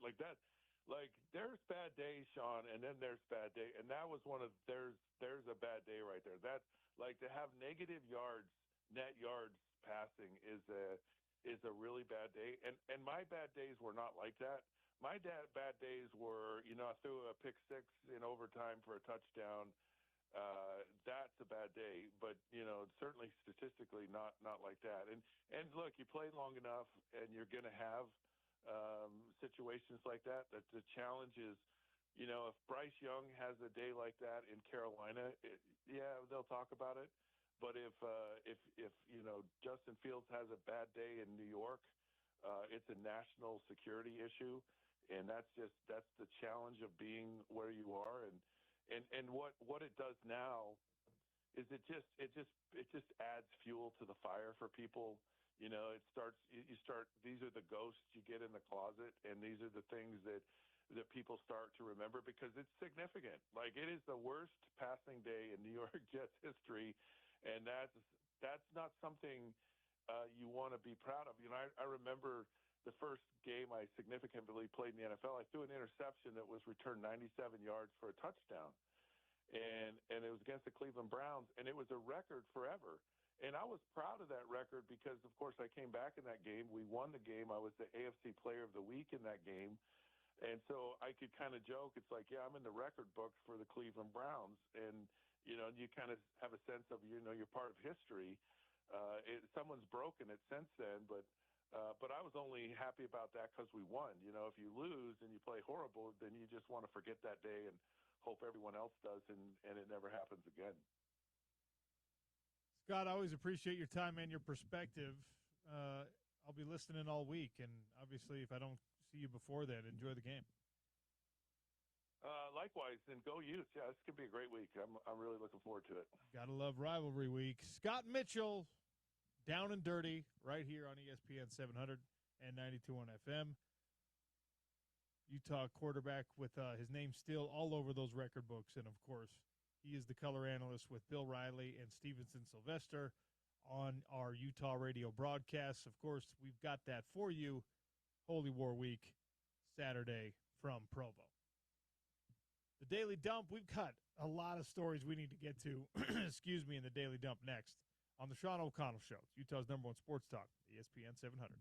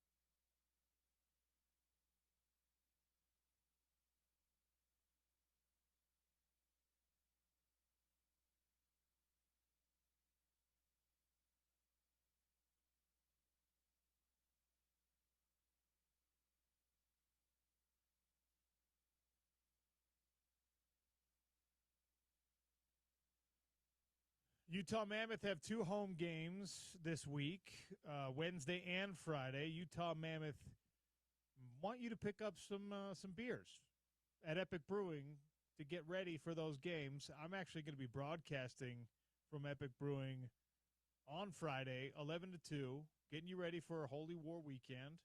Epic Brewing, you're going to want to have some adult libations potentially while you're watching that game if you're not headed down to the game. Or even if you are headed down to the game, you're going to want to, bring the tailgate with you because if you're gonna, Provo's not exactly legendary for having those types of options. You want to crash that Cougar tailgate or whatever they're calling it down at Lavelle Edwards. How hard do you think it is to, if you're, I would never condone this, wink, wink. How hard do you think it is to smuggle a little Epic Brewing product into Lavelle Edwards Stadium if you wanted to do so? They have that thing, the belly. It's like a camelback, but it oh yeah. It's a belly on the front. Yeah. Mm-hmm. They have those ties that you can fill the tie, and it's like a flask tie. Maybe you could just get a golf ball like Happy Gilmore. Here's what you do. Or a TV remote. You go and you get a cougar tail, all right? Ooh, yeah. You hollow that bad boy out. And then you get a spiked cougar tail. Yeah. Again, I'm going to need someone to tell me if it's still possible at Lavelle Edwards Stadium, 877-353-0700, to get the cougar tail as the bun on the footlong bratwurst, because I definitely had that about 8 years ago at Lavelle Edwards Stadium. It was a San Jose State BYU game. All right. Was this this wasn't the one that you had a fever dream of no, that turned real. out not to be true? It's real. This actually there was happened. Another one. I can't remember what it was, but you were like, I swear this happened, and then I think Jerem Jordan said, no, that's never happened. The Mandela effect happens with BYU football at Lavelle Edwards Stadium. 877-353-0700. I will say, Ute fans, it's okay if you don't want to enjoy the creamery or anything else down there, but the cougar tail, just bring some red food coloring and slather it on there.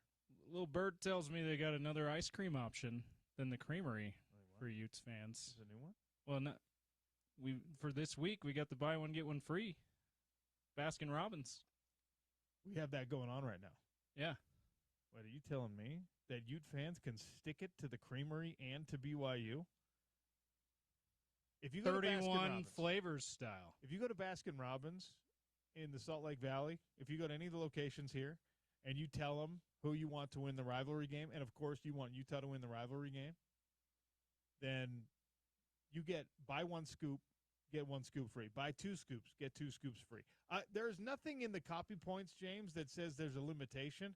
So if you buy 100 scoops, do you get 100 free? See, I've been told by the sales rep who's been communicating this to us, OC, that the limit, he was not told of a limit to the scoops. Now, all right, you go ahead and go crazy. Try to test the limit, and then they might say, well, they might tell you that there's a limit at the store, but we weren't told about it. If you're buying the scoop, you should get the scoop free. So tell them Utah's going to win. Tell them the score, and you get buy one scoop, get one scoop free, 2 scoops, 3 scoops. You get a free scoop for every scoop you buy at Baskin Robbins this week in honor of the Holy War. Yeah, let's go. And in doing so, you're also sticking it to the creamery. And we're keeping the tally, by the way, on the Sean O'Connell Show. We will update you, middle of the week and the end of the week. So, Utes fans, you want to beat BYU. You don't want just Utah just to beat BYU on the field. You want to beat BYU fans at eating ice cream, which is admittedly hard to do. Go to Baskin Robbins and tell them that the Utes are going to win. Now, for our BYU fan listeners, if you tell them BYU wins, you also get the BOGO, but we want more Utes to go there than BYU. Yeah, there's only 3 BYU fans that listen to this show anyway, so it's not going to help their Shout totals. out to our resident BYU fan who likes to text in quite a bit. Shout out to you. We'll give you permission to go to the nearest Northern Utah Baskin Robbins and say, I think the Cougars are going to win, even if you're going to be wrong. We're fine with that. Get the BOGO. But, yeah, Utes fans, let's beat BYU off the field as well as on this week. All right, Baskin Robbins, tell them who wins the rivalry game, who wins the Holy War. buy one, get one free on ice cream scoops at Baskin-Robbins. It's just on the ice cream scoops, okay? Don't go crazy and be like it's BOGO on everything.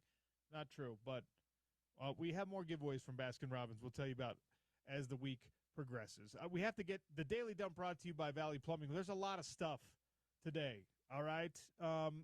Colorado kick has been announced. 8:15 p.m., late-night game.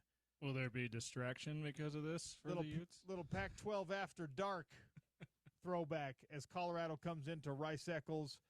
That game will be on ESPN, and it'll probably be a little bit nippy, so bundle up, get out there.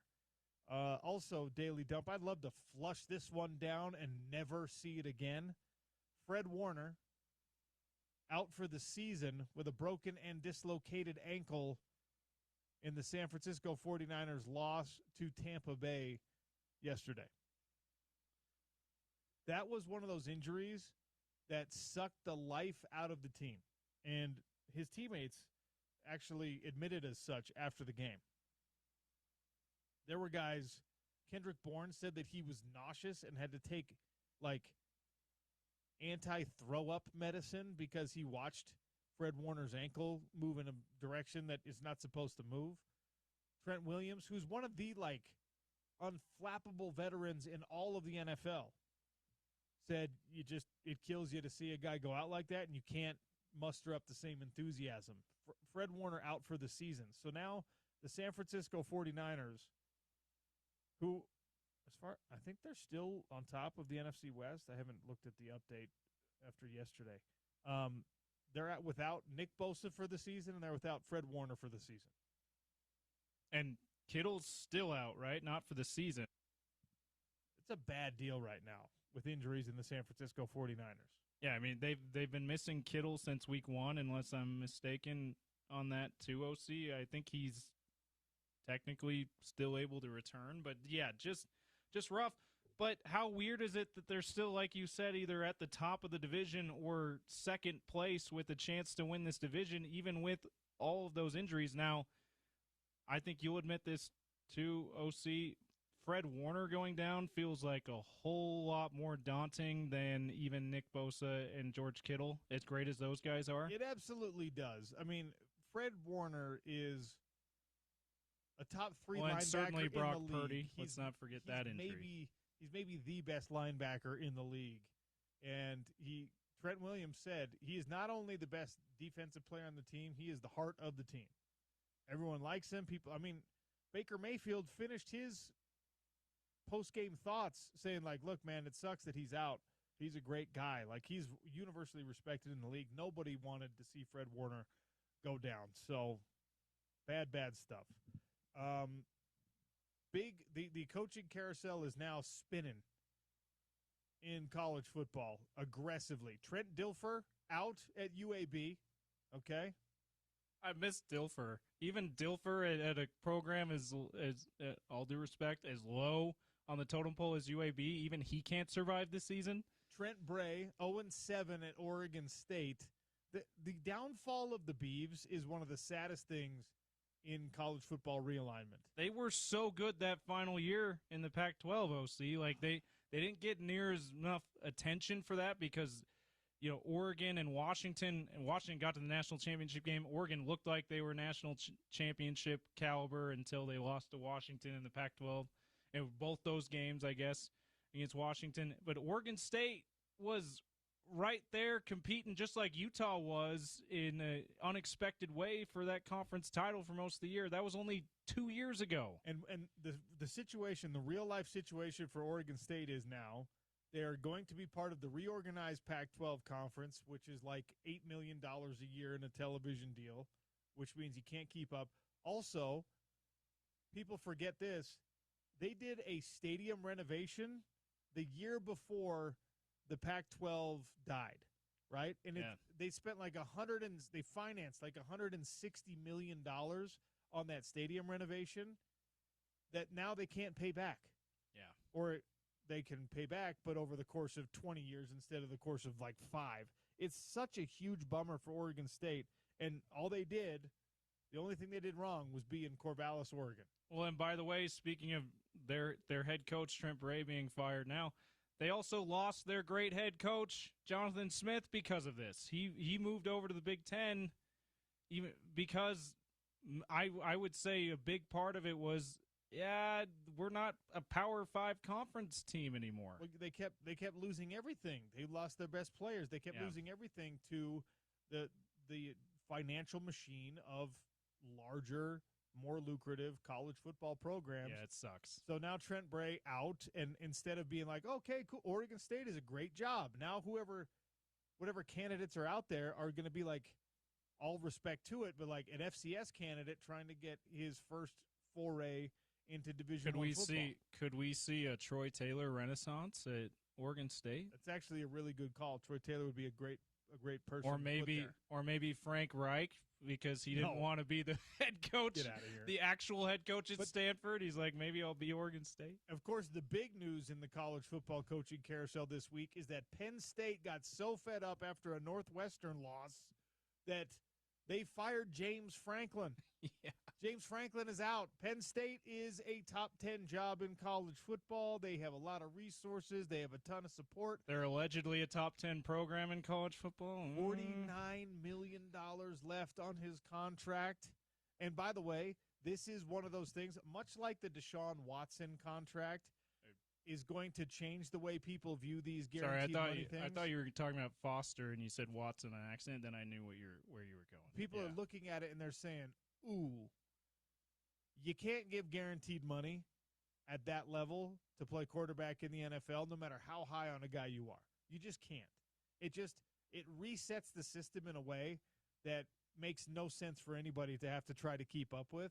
I think this James Franklin failure, this James Franklin firing is going to make everybody rethink these huge buyouts in contracts. Every college football program that fancies itself a national championship contender has one of these things looming over them right now. Like Dan Lanning's buyout is $50 million. Kirby Smart's buyout is $50 million. Ryan Day's buyout after he won a national championship is way up here. Now, those guys, I mentioned those names, and you think, oh, there's no way any of those guys is going to lose their job. All right, what's Sharon Moore's buyout right now at Michigan? They don't want him. They don't have to keep him. James Franklin having a $50 million buyout. I know coaches aren't wired this way, but it rewards your failure. If a school is firing you and still has to pay you tens of millions of dollars, then your failure is not punitive. So you know what? I could deal with the embarrassment, James, if our big boss, walked in today and said, wow, your ratings, awful, your show, awful, don't like it, the results, terrible for the Sean O'Connell show. I would feel humiliated. I would be like, oh, that just cuts the legs right out from underway. And he was just like, we're going to buy you out for $49 million. I'd be like, oh, so I can ride out this embarrassment on a beach anywhere in the world? Cool. I'll be fine. Honestly, I don't feel as bad anymore all of a sudden. Sharon Moore, by the way, his buyout only $14 million. Okay. But still, you say only $14 million. I know. That is generational wealth. Yeah, only is a funny way to put that. $14 million, and I know why you said it. You're not wrong for saying it, because comparatively with some of the other buyouts in college football, and James Franklin is kind of like up there at the high end. But if you're Michigan, right? If you're Michigan, you have to beat Ohio State. Something you'd think Michigan can certainly afford. Dave Portnoy might do that all by himself if he's motivated He just bought like a $47 million house somewhere. So he'd be like, hey, you know what? I got this buyout. Rest of the donors, we're good. But James Franklin out, which means you have this huge, big money, big expectation, top 10 type job in college football, available, open, and that is one of those market setters, right? Because the hottest candidate in the land is probably going to take a job like that one. He's going to get the most lucrative offer to go to a place like that, and then everyone else shuffles in underneath. Who's going to take that job? Who's going to get offered that job? The lists are already out there. Could it be Bill Belichick? Question mark. Curt Cignetti is the number one name I'm seeing. But if you're Indiana, right, and all the revenue is flooding in for what he's been doing for you, you probably just say, like, man, it's worth it for us to pay way more and keep him. Yeah, do you want a 10-year contract with the $50 million buyout, Kurt Signetti? That I would not be surprised if we see Indiana do something like that. By the way, did you hear any of the Dan Patrick show on the way in? I did not. So there was a funny caller, man from Ohio, said, worst of the weekend for me was James Franklin getting fired at Penn State as an Ohio State fan. Yeah. I echo that sentiment. All right. Keep an eye, pay attention to what I'm about to say because it may or may not be a trivia question later on in the show. Oh. The highest buyout in college football right now, according to Google.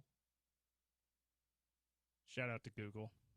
If you can guess who it is and how much money, I'll give you 20 of your own bonus points. Ooh, let's see. Kirby Smart, $70 million. You got 50% of that right. $70 million? Nope. Kirby Smart, $105 million. I thought I was going way high with the $70 million thing. Jeez. So this is hilarious because if you're Kirby Smart, right, and you just decided. Is that 10 bonus points, by the way? Yeah, you get 10 bonus points. Yes. If you're Kirby Smart, this is real. This is a real scenario in a real job in America right now. If you're Kirby Smart and you were just like, your wife comes to you and just says, hey, man, I cannot stand that you work 100 hours a week. Our kids don't know you. I haven't seen you. You haven't even kissed me in a month. Kirby, I've had enough of this. We need you to stop coaching. He can be like, well, if I resign, I get nothing. But I'm going to make the right choice here, and I'm going to choose my family over football. I'm going to do the anti-Tom Brady. And I'm going to suck at my job. And he just goes, we're going to lose the next 6 games in a row. I'm going to do that for my family. Make no mistake. George is firing you if you lose 6 games in a row to finish the season. I'm gonna do the right thing for my family and lose six in a row. I'm going to tank this season. And then Georgia goes, all right, we're firing you, Kirby Smart. And he goes, shucks. Thank you. So my wife is now happy, and I have $105 million in this buyout. It'd probably sound a little bit more like this, OC. Kirby, our kids don't know you. We need you to tank the season. He might say, are you kidding me? That's not Bulldog football. Kirby Smart at Georgia, $105 million buyout. Ryan man. Day is second, $70.9 million for his buyout. That is way lower, though. Hey, how about this? Kalen DeBoer is third. 62. 60.8. Wow. Kalen DeBoer is a guy that's not exactly everyone's favorite right now in Tuscaloosa. If you round up and then round up again, I was right. Yeah, you're pretty close.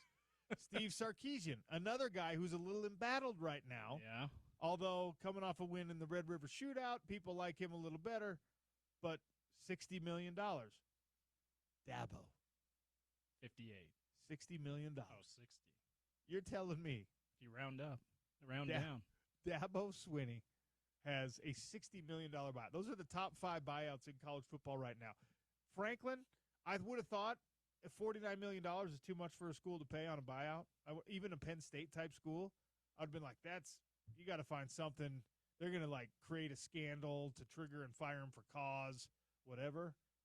They're just like, we cannot stand the fact that we thought you were a national championship contender and you lost 3 games.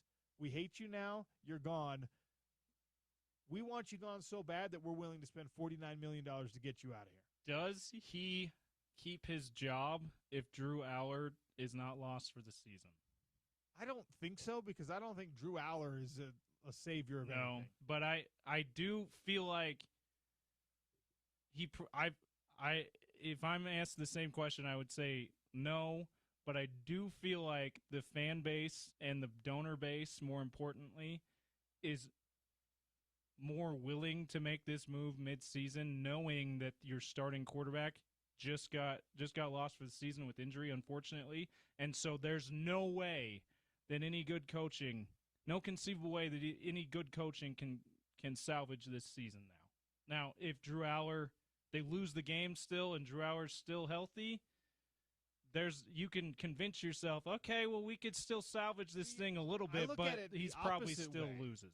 He probably still gets fired. I look at it the opposite way. I think that if you didn't have Drew Aller to this point, right? If you had lost these 3 games without Drew Aller in any of them, then you're probably you're able to go to the board of regents, to the university president, to the athletic director, and be like, "How am I supposed to win without my quarterback?" What do you expect, man?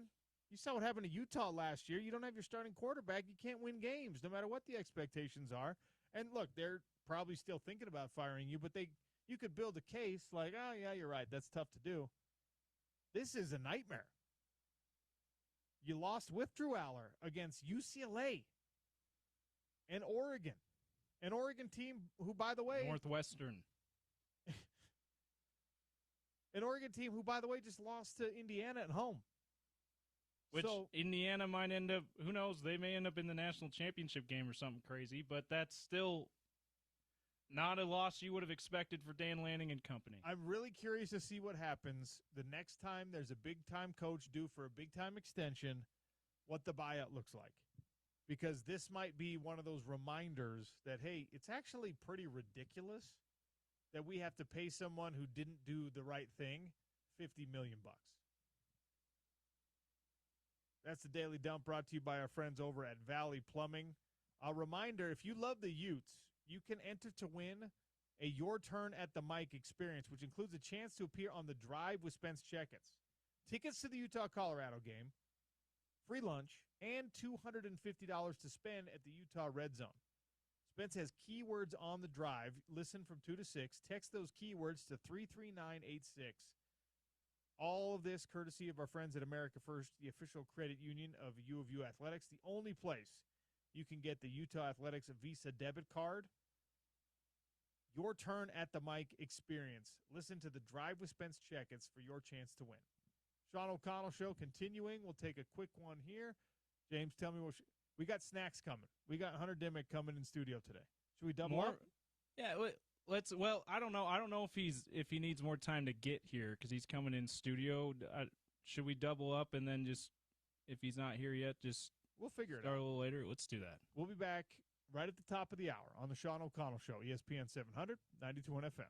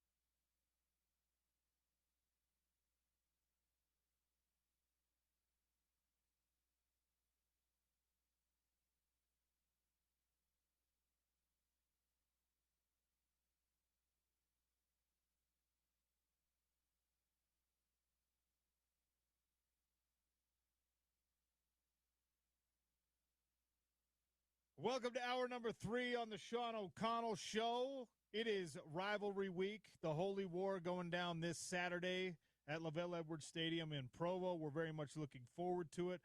Now is a good time for you, if you're listening and you're a loyal listener, go to our webpage, follow us on YouTube. Now is a good time to watch the show as well as listen to the show because we have a very special guest in studio with us. One of the best to ever do it, rushing the passer and playing defense at the University of Utah. Hunter Dimmick, Snacks himself, joins us here in studio, and we're going to take up as much of his time as he will give us. Welcome to the show, man. It's great to have you in here. I appreciate you. Here, point that mic right at your mouth. Like, these are directional. Can you hear me now? Yeah, now we got you. Awesome. No, I appreciate you making me sound a lot cooler than I am, man. Very glad to be here. No. I don't have to do anything to gas you up. 29.5 career sacks. By the way, do you know your stats against BYU in your career? I don't.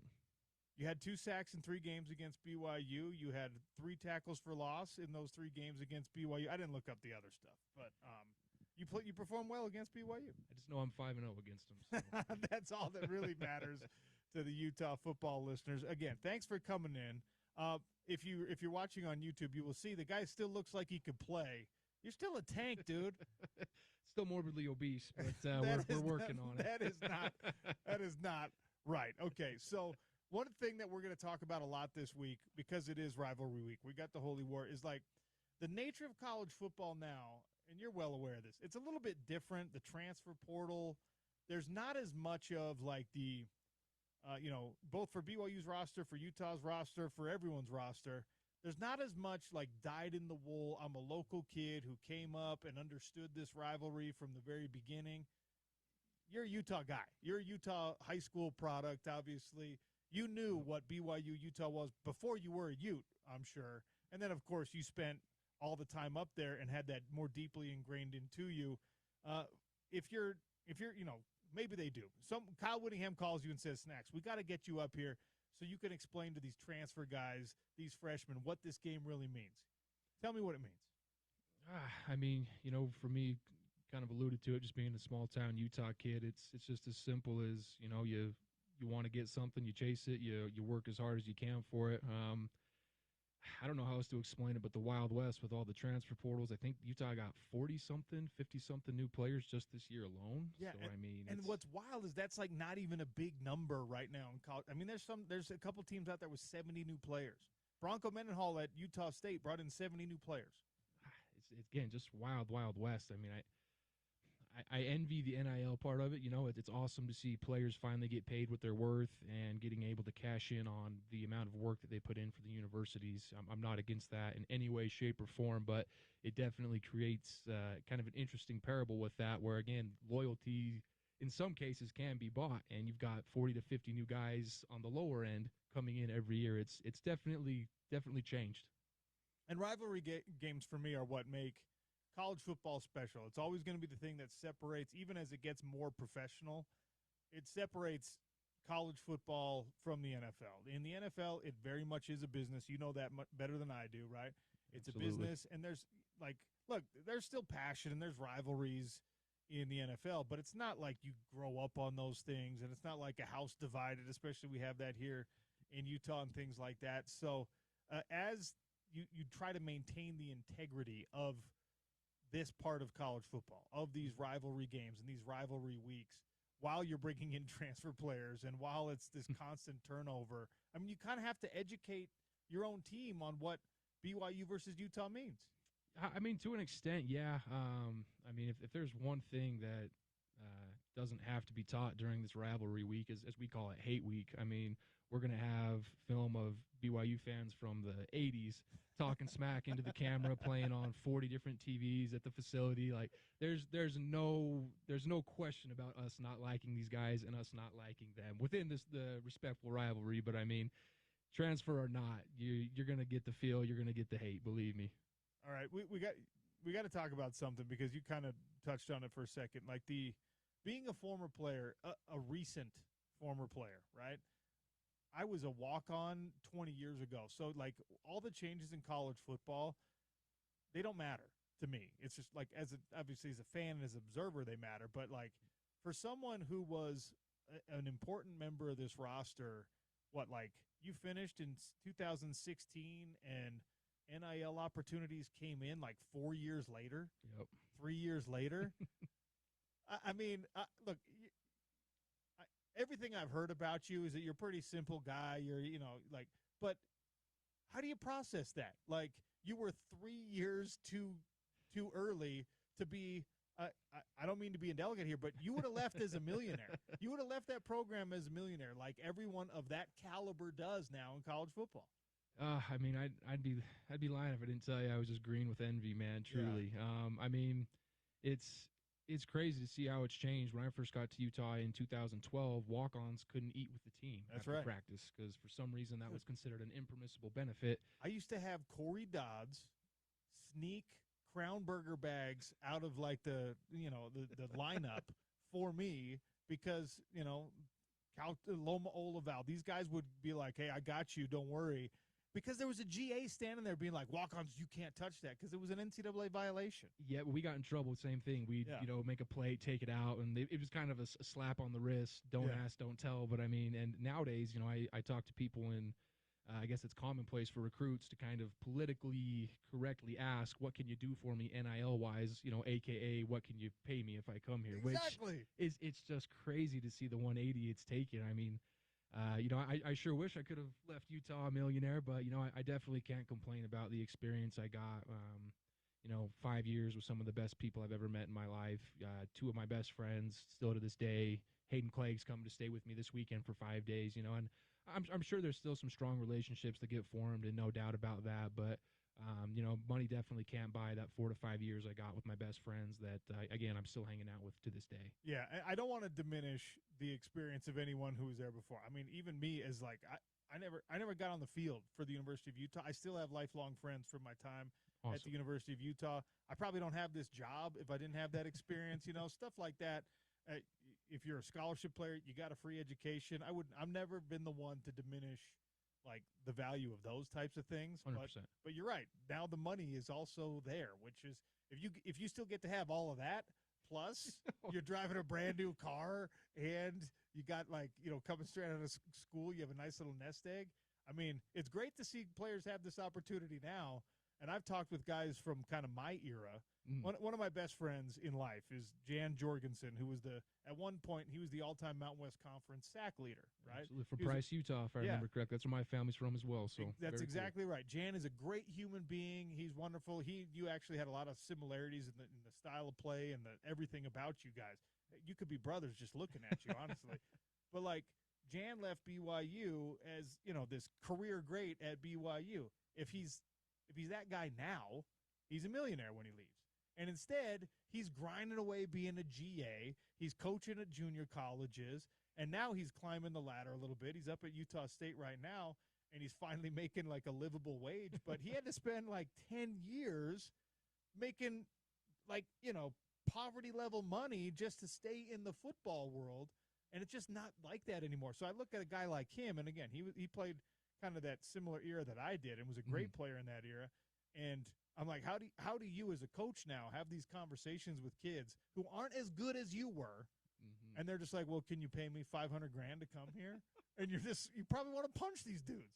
Yeah, let me go back on what I said just a little bit. If I could have my 4 to 5 great years and be a millionaire, I would change that, no doubt. But no, it is crazy. Again, I as jealous as I am of it all, I'm glad to see that the changes that, in my opinion, should have been made a long time ago are finally starting to take place. Kids that, kind of in my situation where maybe the NFL doesn't work out as well as you'd hope, well, they've still got a good nest egg now. If I'm sure they're smart with their money, got people telling them how to save it, spend it, all that good jazz. But, I mean, it's just good to see that kids can now, again, profit earlier. The NFL doesn't work out. They're in a good situation, better than they would have been at least, and can move forward from there. What is your relationship with the team right now? Like, are you – because there's different levels of all this. Are you a guy who wants to be, at every single Utah game now? Are you a guy who's like you've already – you scratched that itch? Yes, you're a Utah football fan, but you don't need to be standing on the sideline in all these games. Like, how do you feel about your connection with Utah? I know – or what I know of the situation is Kyle Whittingham does a good job of keeping former players feel connected and all that stuff. Do you take advantage of it? I probably catch, maybe 1-2 games every year or two. You put it pretty well. That itch has been pretty scratched for me. And Pablo Cano, Jeff Rudy, shout out to those guys. They take care of me whenever if I do want to snag a ticket for a game, get a couple friends up there. They take great care of me for that. But I just kind of like being at home, drinking beer with my dog, sitting on the couch. It's a little bit more cozy, but definitely once every year or two, get to the tailgates, party with the friends, and get to celebrate a little bit, no doubt. So when you watching what we're seeing from this team this year, like John Henry Daly right now is the best pass rusher for the University of Utah. Do you watch your position in particular when you do tune into these games? That's all that I watch. So Yeah. it's been awesome seeing JHD, and there's obviously plenty of other guys I could shout out, but after that first game, I had like 10 people text me and said, "Man, there's some guy out there that runs just like you do." And I'm like, that's not a good thing, but getting to watch him, man, it's I love, and I'm biased because this was kind of my play style, but when you've just got a guy that gives 110% every snap, has the water boy run to him because he wants it that bad, just absolutely awesome. Kind of watching him come out of nowhere, and now he's one of the premier pass rush guys in the country. Okay, let's talk, because your reputation, when people talked about you, like motor is kind of the first thing that would be mentioned, right? And that's a double-edged sword, right? When I was a fighter, everyone would be like, he's so tough. Well, that's good, but that's also bad because it means you're getting the hell beat out of you plenty of times, Yep. and so you're proving that you're tough all the time because you're getting smashed, right? And I've with football players sometimes, when motor is the first thing's mentioned, it's like that means they're not talking about your speed, they're not talking about your athleticism, they're not talking about to me it is the ultimate football guy compliment. If people say that, when I say it, I'm just like, that is a compliment. Sometimes it is that double-edged sword. We're just like, well, I'm not just a high motor guy. I'm also pretty damn good at the position. I tackle well. I've got this whole arsenal of moves. So how do you process it? Yeah, no, I could not have said it better myself. People that know kind of know it's that it's a compliment, but it's also kind of It's like a backhanded compliment. Exactly. You're not known for your speed, you're not known for your athleticism, but you're gonna try harder than anybody else, right? No, I'm with you, man. Truly, it's I think it's rare to see somebody that the first thing that you notice is just how hard they play, and that's I always kind of joke I wasn't the most athletic, not the biggest guy, but I mean I was well aware that I had some tools to work with, but I personally took pride in just the effort, the undying want to be the best, by any means necessary, and it's in my opinion that's the way the game should be played. Well, and it also, like in Hunter Dimmick's case, it's a little bit different than what you're seeing from like high compliments pay. I mean, there's been a million guys that come through the program that the coaches will be like, what a great worker. Yeah, there's been a lot of great workers. You were the great worker who also had the tools and the skills to leave the program as the career sack leader. I mean, like, there's a lot. Was it your strength, your physical strength that you think is like the biggest advantage you had over other competition? What would you say your first step? Obviously, we've covered the effort thing, but from a physical talent standpoint, what was your biggest weapon? Ultimately, I think just perseverance.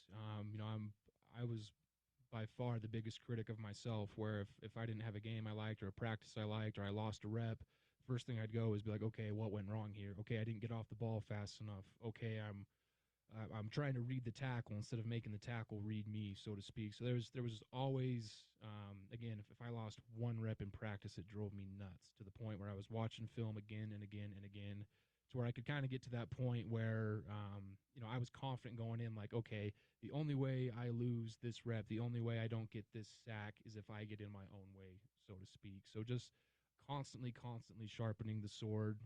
Again, just hyper competitive. Forgive me, I don't like talking about myself much, but no, that's what we brought you here for. So you have to forgive us because we're making you do something that makes you uncomfortable. Yeah, no, I mean, just, and the strength, the speed, the get off kind of were all, I would say, secondary results of that perseverance and just that drive of wanting to be the best by any means necessary. And thankfully, I had the senior year that got to prove a lot of that. If you're just tuning in, we're talking to Hunter Dimmick, one of the all-time greats at the University of Utah. Finished his career in 2016 as the all-time sack leader at the University of Utah. Bradley and I then beat you by a half sack. Do you love him or hate him? I mean, I can't be mad at it, man. I'll make an excuse and say he got to play in, I think, 10 more games than I did. That is true. There's my caveat, you know. No, Bradley worked his butt off, man. I got to watch him come in as a freshman and kind of evolve over the years. I was definitely holding my breath on that last game, I think, against Texas, that he wasn't going to do it. But, you know, again, getting to watch a guy work that hard and have it pay off, you know, I can't be mad about that. Did John Frank ever come to you during your career? Because that's the guy whose record you beat. Yeah, no, he I can't remember if he sent me a DM. I was on Facebook or Instagram or something, but just a congratulations, which I thought was extremely cool of him. Yeah, no, I mean, and when guys do that to you, it kind of makes it easier to pass the torch on to the next guy. You know what I mean? Well, just to be part of that, like, great lineage, and it is, you know, the defensive front is kind of Utah football. If you're going to create an identity for the program and you have to build it around something, it really is you guys up front, and it has been, and it will be as long as Kyle's there, and I think, you know, Morgan's taken over right after him. I think as long as Morgan's there, so to be a great at any position in Utah is pretty awesome. But to be one of the all-time greats at one of the positions that really defines Utah football, I mean, you don't have to talk about yourself. I'm telling you, it puts you like close to that Mount Rushmore type status. It's pretty cool. No, I appreciate that. You know, and what's cool about defensive line in particular is it's kind of just an unspoken rule when you get there. Like if you're part of the D line, you know, it doesn't need to be said. It doesn't need to be coached. You know, kind of like you said, you are the backbone. There's been greats upon greats upon greats before you that have built this up, and, you know, I'm sure as heck not going to be the guy that doesn't live up to that standard. So I really appreciate just kind of having that pressure almost, if you will, of like, you know, we expect you to be good, but as a D lineman, you know, you need to be great here. Did you grow up with a bunch of Polynesians up there in Syracuse?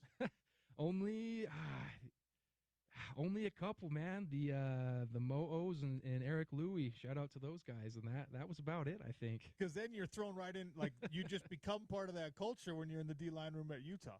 Yeah, no, I still laugh to this day. At one point, I was the only white guy in the D-line room. Yeah. And I mean, to this day, I listen to reggae 90% of the time just because I didn't have a say in it in the locker room. So great people. Cannot say enough good things about my teammates, man. So big old corn-fed country white boy driving around in a pickup truck listening to reggae. Yeah, no, you could not have summed it up much better, man. That's absolutely fantastic. Are you, you know, look, if I'm asking questions you don't like, don't hurt me. But, like, the NFL didn't work out the way that any of us thought it would for you. How does that sit with you? How do you process that now that you're a little bit removed from it? Yeah, I mean, you know, I think it's always going to be, you know, a scar. Just, you know, again, just as competitive as I am within myself, not making that happen is always going to be something that, you know, I'm kind of trying to figure out what I could have done better. What can I do now? Which, you know, is kind of a fallacy, but you know, it's taken a lot of time, and there's still always going to be a little bit of frustration, disappointment with it all. You know, I went in, did what I could, fought with truly every fiber of my being, and it didn't work out. But at a minimum, you know, it sounds goofy to say, but I was just so worn out. I was so tired. I knew that I literally put everything this body had to give into it. Is a little bit of solace from it not working out. But I mean, at the same time, you know, I'm always going to have that edge like I've had for everything. And it's good for motivation in different areas of life now, if nothing else. So now, like, one of the things that's toughest, right, whenever it happens, whether it happens after high school ends, for most people that's how it goes, right? Some of us are lucky enough that we extend it and get to play through college. And then guys who are really true greats, they can spend 5 minutes in the NFL. They can spend 15 years in the NFL. At some point, it all comes crashing down, right? And one of the hardest things for athletes to do is to process that constructively, to do it in a healthy way, and to get out, come out on the other side and to apply what you learned in your athletic career to real life.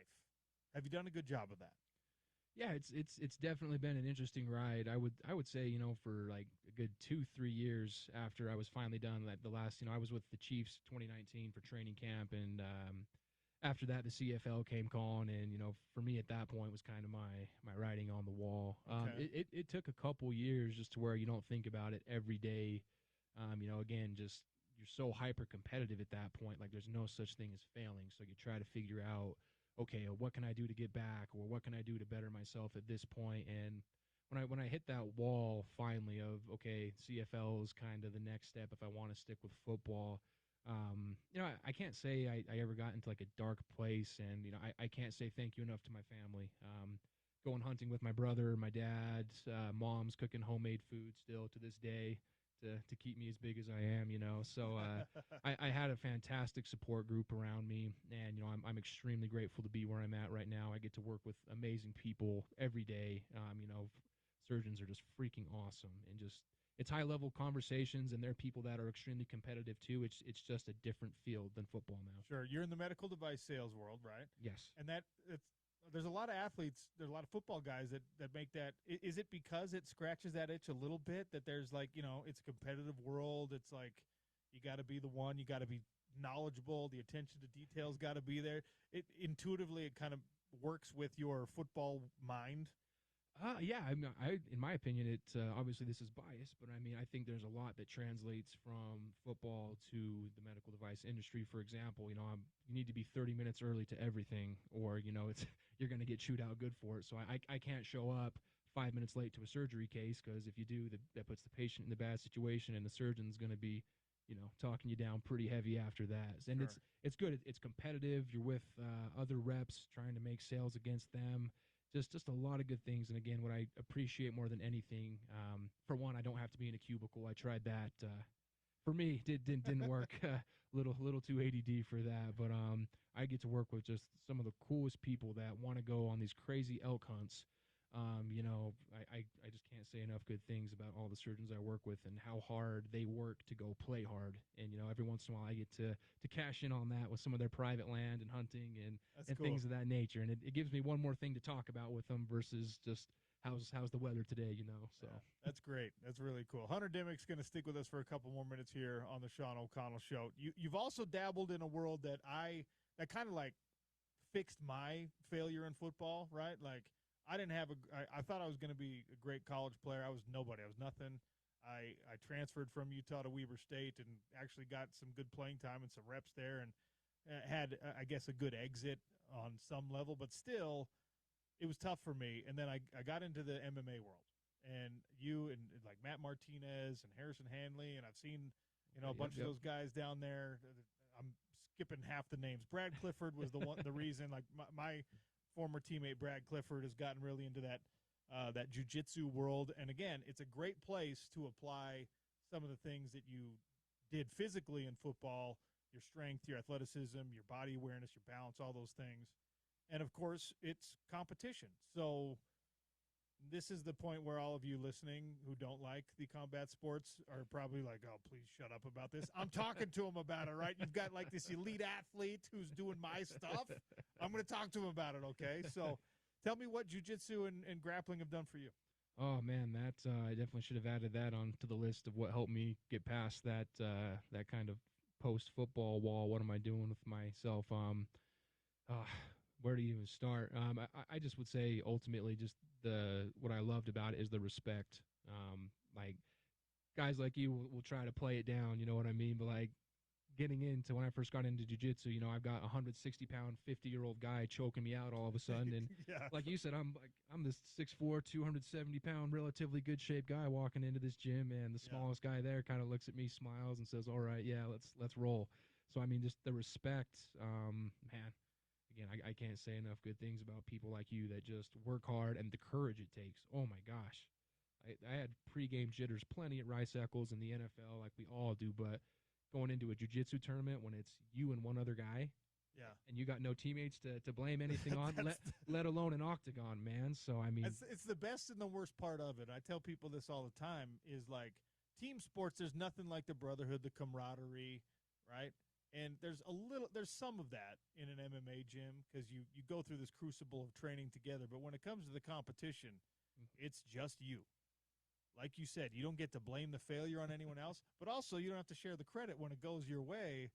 Like it's all your glory. It's such a unique feeling. It's like it's the sport thing distilled down to, all sports are on some level simulated combat, right? Dominating another human being. Truly. This sport just happens to be exactly that. Yeah, and that was the craziest difference for me was, there's a big difference between football shape and fighting shape. For sure. And oh Lord, did I learn that the hard way. I mean, I think I'm in decent shape for how big I am, and I walk into the jiu-jitsu gym and I know I got good cardio, but I'm used to, snap of the ball, 6 seconds as hard as you got.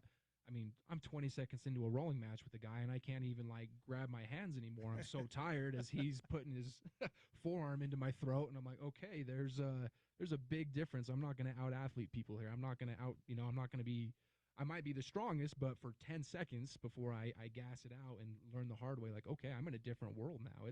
It's been incredible, man, and the people shout out to Matt Martinez, Crown BJJ, those guys – been a family out there. They take great care of me whenever I want to come roll. It's been truly awesome that a bunch of former football guys were able to get that figured out, and credit to you for going that route as well, man. It's nothing but respect. Matt did it better than me because he's part of that gym. He owns part of that gym, right? Yeah. And I was always a student at my gym, and I would bring former teammates in all the time. And I did it wrong because I would bring them in and we'd throw them right to the sharks, right? These pro fighters and these big – and when you're a big, strong guy who's had a lot of athletic success, a lot of people, when that 160-pound dude chokes you out, you never want to go in there again. The ego can't handle it, right? There's a lot of dudes from the football world who get humbled, and they don't like being humbled. And so you call them the next week, hey, are you going to come back in? And they're just like, I got to work. Call them the week after that. Hey, we got another open mat. You want to come in? They're just like, my wife says, So Yep. I credit you for being able to, because inevitably, invariably, and this happens in any sport, right? It's the reason I hate golf and won't golf, because when I go out there and golf, I'm so terrible at golf. I'm like, I'm not spending time and money on this, right? But the fact that you went through, because you had to go through those growing pains, you had to go through that time. You still are going through that time on the mats, right? Truly. and but the fact that you're willing to do it says a lot about your mentality as an athlete. Yeah, I just kind of go back to the whole perseverance thing of it all. Just again, I kind of laugh and call it the water boy mindset, where it's like, okay, well, you might beat me this rep, but son of a gun, I will get better, and I will not stop until I'm better than you. And that's what's been absolutely awesome, because I mean, it's not an exaggeration when I tell you a 160-pound, 50-year-old guy choked me out. And kind of first thought, same thing was just like, man, did anyone else see that? Geez, I hope not. But then you realize it's like everybody in here has been choked out, and it gives me that new drive. Like, okay, I just got beat by this guy. How am I going to make sure that doesn't happen again? And that has been awesome, just to kind of put that nonstop improvement attitude into something else now that football's been gone. Do you like the gi or the no gi better? Oh, no gi, man. Those guys on the gi just choke me with it. It's awful. Dude, the gi is so difficult. I'm a no gi guy myself. Glad to hear it. Yeah. I was doing jiu-jitsu to be better at fighting, right? And now to get into the competition jiu-jitsu in the gi world, I'm just like, I'm so far behind. No way. Again, similar experience, man. I think I'm getting pretty good at this point. I'm starting to tap the guys out that were tapping me out. Okay, I'm good. Throw the gi on. I get this guy in full mount. Dude just reaches up, chokes me out with the gi. And I'm just like, just collar chokes you. Again, same thing. I look around like, I hope no one saw that. But again, it's kind of fun being new at something. I almost kind of, it sounds like an excuse, but I'm like, oh, he's been doing this for 15 years. I've been doing this for 3. At least that's my excuse in my mind. But no, it's just constant improvement. And again, the respect that you get for those guys, and even the release of ego has just been awesome. That is one of the great things about martial arts, is it makes you set aside all the great stuff you thought about yourself. You can build it back up if you want, if you put in the work, but it reminds you there's always a bigger fish somewhere. And the bigger fish might be half your size, but he is out there, no doubt. All right, swinging back to football a little bit. You got relationships on the BYU staff, just like on the Utah staff, right? These are two incestuous worlds where, Kalani was my position coach at one time. Now he's the head coach at BYU. Jay Hill, obviously. I mean, the connections go deeper and deeper and deeper and deeper. And it's like two twin brothers slugging it out, basically, Truly. in Provo this weekend. What do you think is the key for this Utah football team, 5-1 versus an undefeated BYU? I mean, I'm obviously gonna resort to the defensive side of the ball. And anytime you have a freshman quarterback you're going against, and again, credit to BYU's guy, he's been playing excellent from what I've seen. But you want to get in that guy's head, and you want to get in his head quick. Kalani's smart enough to know that Utah is going to send pressure. He's no stranger to that. I think Utah needs to get to that quarterback as fast as possible, just like they always do. And I think they're going to be able to do that with 4 guys. I know Scally's still going to send heat nonetheless, but if our 4 guys can get to him, JHD is going to have a game like he's done every game this year. I think that gives us a pretty dang good chance to walk out of there with a victory. Who was the offensive lineman when you were at Utah who made you better every week in practice, right? Because that's we talk about it sometimes, but it's one of the things that really, when you've got a physical presence on both of those front sides, right, your pass rush, your reps against an offensive line make them better against competition, and the same is true vice versa. So who was the offensive tackle or tackles you were working against that made it so your game day experience was easier?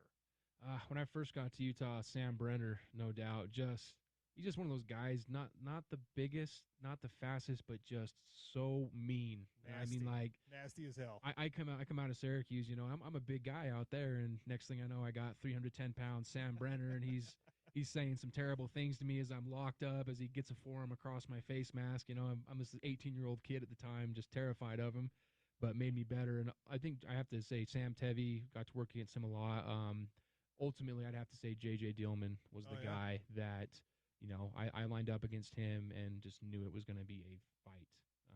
Whether that was spring ball, fall camp, walkthrough, hyper competitive, just a stud of a human, fast. I think he was like 240 pounds when he got to Utah, got up to 300 pounds, and could move his feet like no one else I'd played against. So the battles against him truly made me feel like no matter which tackle I was going against, I knew they couldn't move like JJ. And that definitely helped me a ton.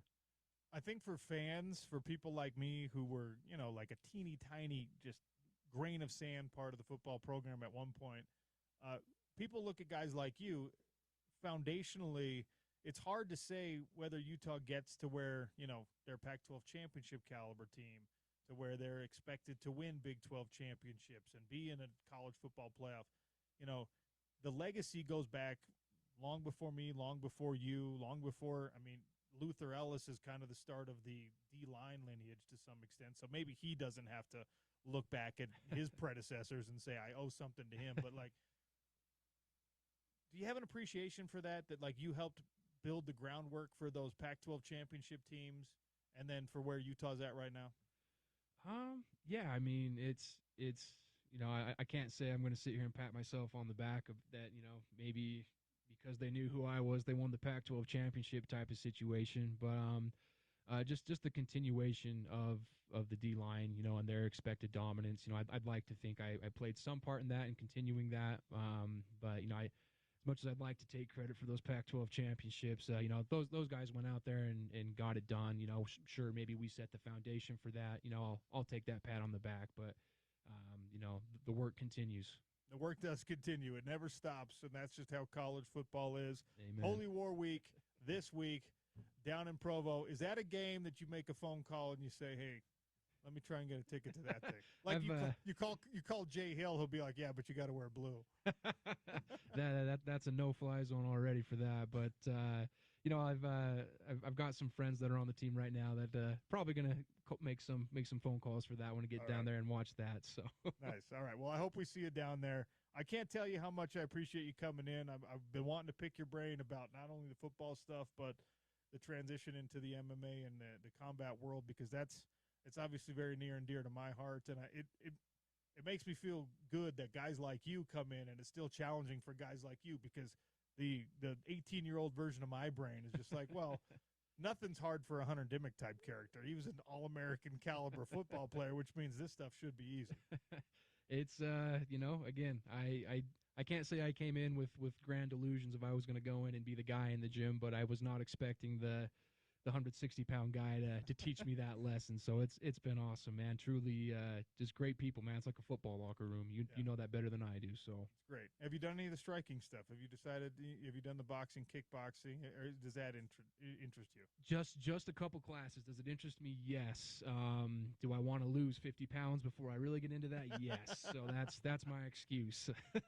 Hunter, we need good, talented heavyweights in the MMA world. All right, just spend one or two. You can still do your training at Crown, but come down to Elite every now and again, and then let's get some rounds in. I actually might take you up on that. That'd All be good to learn from a guy like you, no doubt, no doubt. We'll do it.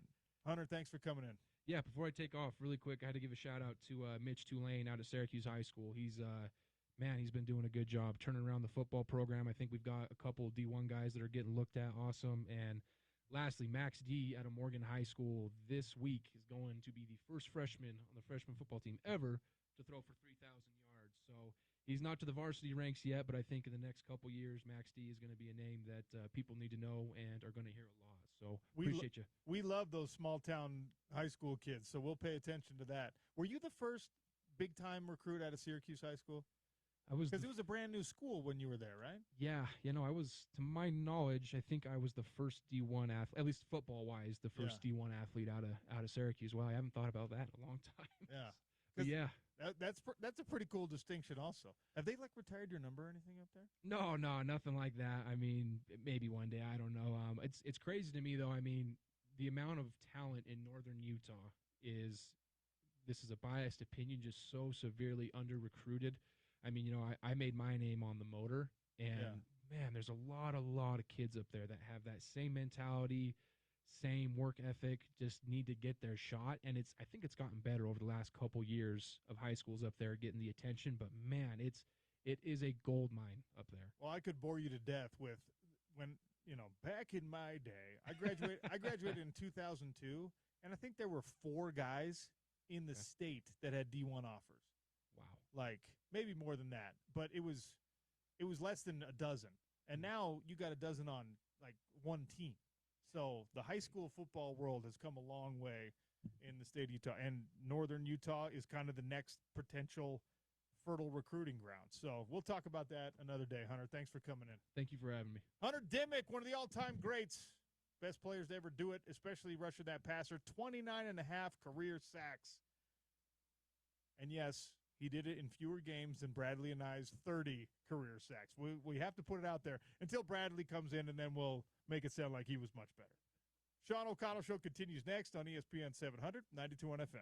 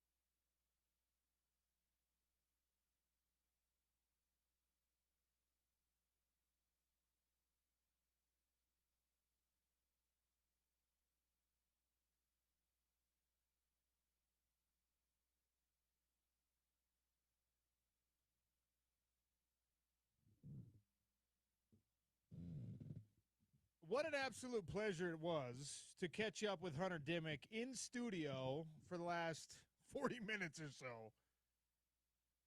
One of the all-time best at the University of Utah. We're going to do our best this week to get all-time greats to talk Utah BYU during rivalry week with the guys who were a huge part of that rivalry. And obviously Hunter Dimmick, in his 5 years at the University of Utah, had 3 games where he was wildly productive against BYU, and he was 5-0, like he said, against the Cougs, including that special bowl game year where they played one another in the Vegas Bowl. Shout out to the late, great Steve Klauke, who called that game because Riley was on basketball duties at Madison Square Garden. The Runnin' Utes were playing Duke. And so Steve Klauke and I got to call that game together, and it's still one of the highlights of my broadcasting career. Hunter Dimmick is the man. He is still an absolute house of a human being. Holy cow. If you didn't catch the YouTube, just take a look at it. That's a big old country boy. A reminder, buy one, get one free ice cream this week at Baskin-Robbins. Go to any Baskin-Robbins up here in northern Utah. That's Provo on up. Tell them who you think is going to win the Holy War. Say Utah. Even if you say BYU, they'll keep track. They'll tally it. And we're going to get score updates on the Sean O'Connell Show. But we want to beat Utah fans. We want to beat BYU even in ice cream consumption this week. So you get buy one, get one free scoops on Baskin-Robbins ice cream. So single scoop. You like the Utes. They're going to win the game. 1 scoop free. All right? That's an easy, quick little date night. That's a special after-school activity for the kids. That's whatever. Let them know. Do we want to tease the other Baskin-Robbins giveaway we got this week, OC? Yeah, have we figured out how we're going to set this bad boy up? Well, we're going to – it's like the buy one, get one free scoops, fantastic. Awesome. They're also hooking us up with a bigger, grander giveaway. Might spice up a little party you're having. Maybe you're having a victory party as Utah beats BYU this weekend. Someone's birthday this week. Could be. Yeah. So maybe you have an anniversary. What we're alluding to is a free cake from Baskin-Robbins. We only got one of those to give away, though. So, okay. The more attainable thing is get the buy one, get one free scoops. Do that anyway. Yeah, we're going to make you – but we'll make you earn this. We're going to only give one away. Okay. We were talking off air, OC. I don't know if you want to veto this, if you've had a better idea. But what about we get people to text in their score prediction and who wins? And this station, I'm sure we're going to get a ton of Utes predictions and winning this game. But like I said, we got some BYU fan listeners too. Shout out to those guys. If you want to text in score prediction and BYU winning, that's fine. And my thought was closest one to the score, and you have to get the right team. You have to pick the right team too. You win this week's cake. We've got a couple more of these to give away the rest of the month too. So that's my thought. I don't know if you had a different idea. No, that's a great idea. We should do that. 100% should do that. And if there's anyone who ends up being tied for that, the tiebreaker will be some type of physical combat against Hunter Dimmick in order to get the cake. And if he beats you, he takes the cake. At Elite, right? Yeah. That's okay. So we figured it out. No, text the score, text the winner. We'll let you do that all week long. So if you want to formulate your prediction, we'll let you do that up until Friday. Yeah. Let's say end of the show Friday. All right. 2:00 on Friday. I'll keep reminding you throughout the course of the week, and then obviously, we're going to need receipts on this. So we've got the text line, but keep track of your own prediction. And if you end up having the right winner, the right score on Saturday night, then boom, Baskin-Robbins ice cream cake. Yeah. But also, don't just enter to win that. Go to your nearest Baskin-Robbins, tell them the Utes are going to win, or if you're a BYU fan, BYU's going to win. We'll begrudgingly let you do that, and you get the buy one, get one free ice cream. Here's a great day for you, all right? Big Willie's for the hot lunch, blue cheese bacon burger with the cheese curds, and then for dessert, you head over to Baskin-Robbins. You walk in, you say, Utah's going to win the Holy War. Give me 1 scoop, and I'll take 1 free as well. Boom. That's a great day. All right, one last segment here on the Sean O'Connell Show. Don't go anywhere. It's Utah's number one sports talk, ESPN 700, 92.1 FM.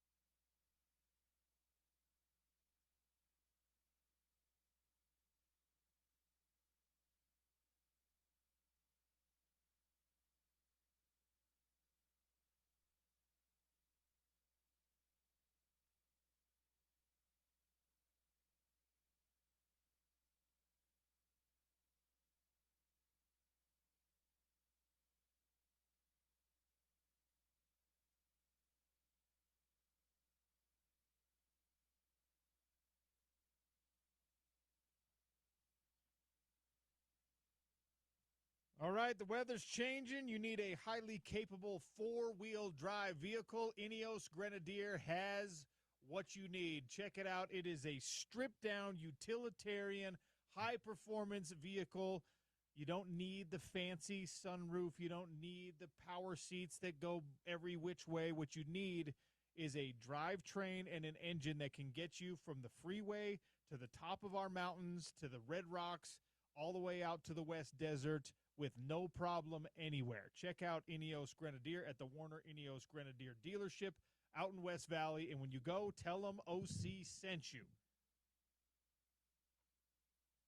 Sean O'Connell Show wrapping up. We've got Spence Checketts in the drive next. We've got a Big Willie's gift card to give away. I told you I was going to give you this trivia question. 877-353-0700. James Franklin fired at Penn State. He's got a huge buyout. They owe him $49 million. They don't bat an eye. So we looked up the largest, most expensive buyouts in college football. Who's got the biggest buyout on their contract right now. 877-353-0700. You get James Peterson bonus points if you can tell me the dollar amount on that buyout.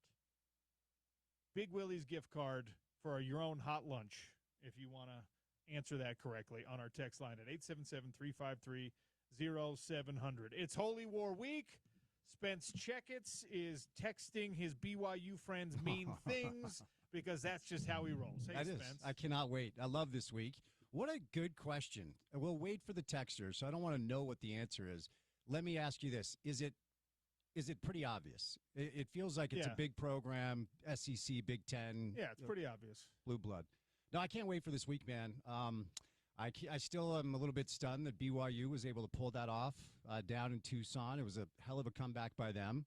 And honestly, a little bit relieved watching what Utah did to ASU. I wasn't really sure how that was going to go. I was completely wrong about it. I thought it was going to be close and Utah would win a close one.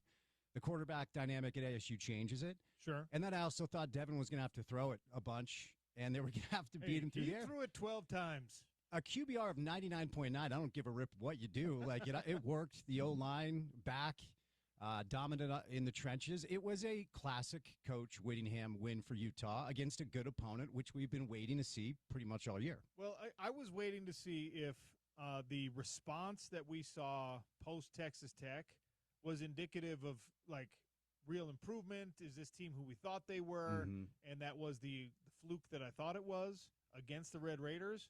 And West Virginia wasn't enough to tell you one way or another. And then obviously a bye week can't tell you anything. Right. And Arizona State was a much better litmus test for, all right, has this team responded to that the way we think they're capable of?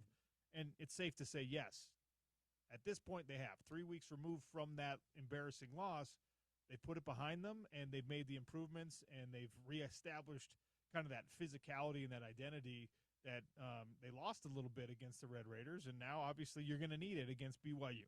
Well, and the Texas Tech loss, Sean, is aging well, and I think it will continue to age really well. Like, I don't mean this as a slight or an insult to any other team in the Big 12, because honestly, I've never been a huge, like, okay, we're in the Pac-12 now, we got to love the Pac-12 guy, or hey, we're in the Big 12, like, okay, cheer for every Big 12 team. But this is a conference, as you well know, the Big 12, that hasn't had like a dominant program, and it kind of feels like for a while, and it feels like Oklahoma was that in the Big 12 for a number of years before they left and jumped ship. And it feels like Tech, respectfully to these other teams, might not just be one of the best teams in the Big 12, Sean. They might be one of the best teams in the country. I mean, right now, they're built like one of those teams. Now, they've got to figure out if Baron Morton can stay healthy. And if he can't, if the Hammond kid is going to play as well against everyone as he did against the University of Utah. Yep. He didn't play as well against Kansas as he did against Utah, but they're built well in the trenches. They can run the ball. I mean, they had one guy go for 260-something yards and a couple touchdowns this past week. Yeah, and so the original point is Utah's loss to Tech will continue to age well, I think. I don't think that's going to be something that we look back on as an overarching damning situation that other media members are going to use against them in the AP or whatever. But yeah, this week has always been one of my favorite weeks of the year. I know some media members don't love it. I know it makes some people uncomfortable, but it's supposed to be fun. It is a football game with two very good teams, two really good coaches. And honestly, when you look at the numbers, they do the same things really well. They both really run the football well. They both shut the other team down. The number 1 and 2 team in the Big 12 in rushing, number 2 and 3 team in the Big 12 in scoring defense. And, no secrets, no surprises. All these guys know each other. And, yeah, I'm looking forward to a great week ahead and what I anticipate being another classic matchup between these two teams. We have a correct answer on the text line. All right, Would you hit me like with to it. take a stab at biggest buyout? Well, my initial reaction was like maybe Sark, Texas. He's up there, but he's top 5, but Kirby Smart. Kirby has the biggest buyout. You want to take a gander at take a stab at the number? Jimbo's was what, 76 or something? Uh-huh. And James is 49? Yeah. Is it in between those two numbers? It is not. Is it $90 million? It is $105 million. That is there are so... 5 guys. There are 5 guys north of $60 million right now. Yeah. It is ridiculous. So these buyouts. who's second on the list? Who was second on the list, James? So I guess we don't know Kirby Lincoln won. Riley's. Oh, that's enough. Actually, that was my initial. That was the first name Who that was popped in my second? mind. I know it Lincoln. was just 70 though, Spence. So there's So the gap 30 is million 30. between There's a big gap. It goes, oh, yeah, it's Ryan Day. Ryan Day. That's right. Oh, okay. Sorry, Kirby Yeah. Smart, 105. Ryan Day, 70.9. And it gets more interesting here because these are not guys who are like universally beloved at their institutions right now. Mm-hmm. Kalen DeBoer is 61 Okay. effectively, 60.8. Sark, 60. Dabo, 60. Dabo at 60. Where's Witt? Do you have Witt's number? I don't know Witt's number. I just Okay. have the top 5. Interesting. Yeah, look. Witt's number's probably not that high Yeah. because why would you put a huge buyout number in for a guy who's that age, has been there for that long, and has had opportunities to leave and then didn't? Yeah. It'd be silly to be signing off on a big buyout. Dude, life comes at you fast if you're a college football coach. James Franklin was coaching a top 5 team up on 7 against Oregon 2 weeks ago. Now he's unemployed. Like it just, and that's why these buyouts exist. It is wild in this industry. And obviously coaches know they're hired to be fired most of the time. Kyle's a unicorn that way. But 2 weeks ago, people were talking about Penn State as a potential national champion, and James Franklin had finally figured it out, and now he's looking for a new job. Guys, I don't mean to be rude and take up time off of your show, but here's an updated list actually. Okay. As of today, the updated list on the largest buyouts. I thought I was getting the most current information. Thanks a lot, Google. It happens. Kirby Smart is actually $118 million in real money. Lincoln Riley is $90 million. He's at number 2. Kalen DeBoer is 70. Sark is 64. Mike Norvell at Florida State is 63. Brian Kelly, 62. Mario Cristobal, 61. Dabo at 60. James Franklin, his actual real buyout number is contractually 56.6, but they're just going to pay him the rest of the contract at $49 million, whatever. Matt Rule, $56 million in Nebraska. Yeah, it's just They get wild. fired. Yeah, it's wild how this industry has changed, and it's crazy how quickly you can get loose on you. That's why if you're a fan of a program that has a long-standing head coach that has done a good job and can steady the ship, like Ute fans, I know there's a certain faction that's like maybe it's time to just make the change, maybe it's time to go with Morgan. I mean, come on, like what Kyle Whittingham has done here over the course of 2 decades just doesn't happen really anywhere. And, we do have this interesting dynamic with both our college and pro teams in our state where oftentimes coaches are really long-tenured employees.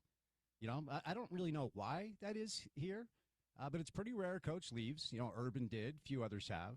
But typically, people will give you a chance to show that you're the person for the job, and they'll let you take it for a long time as long as you're doing a good job.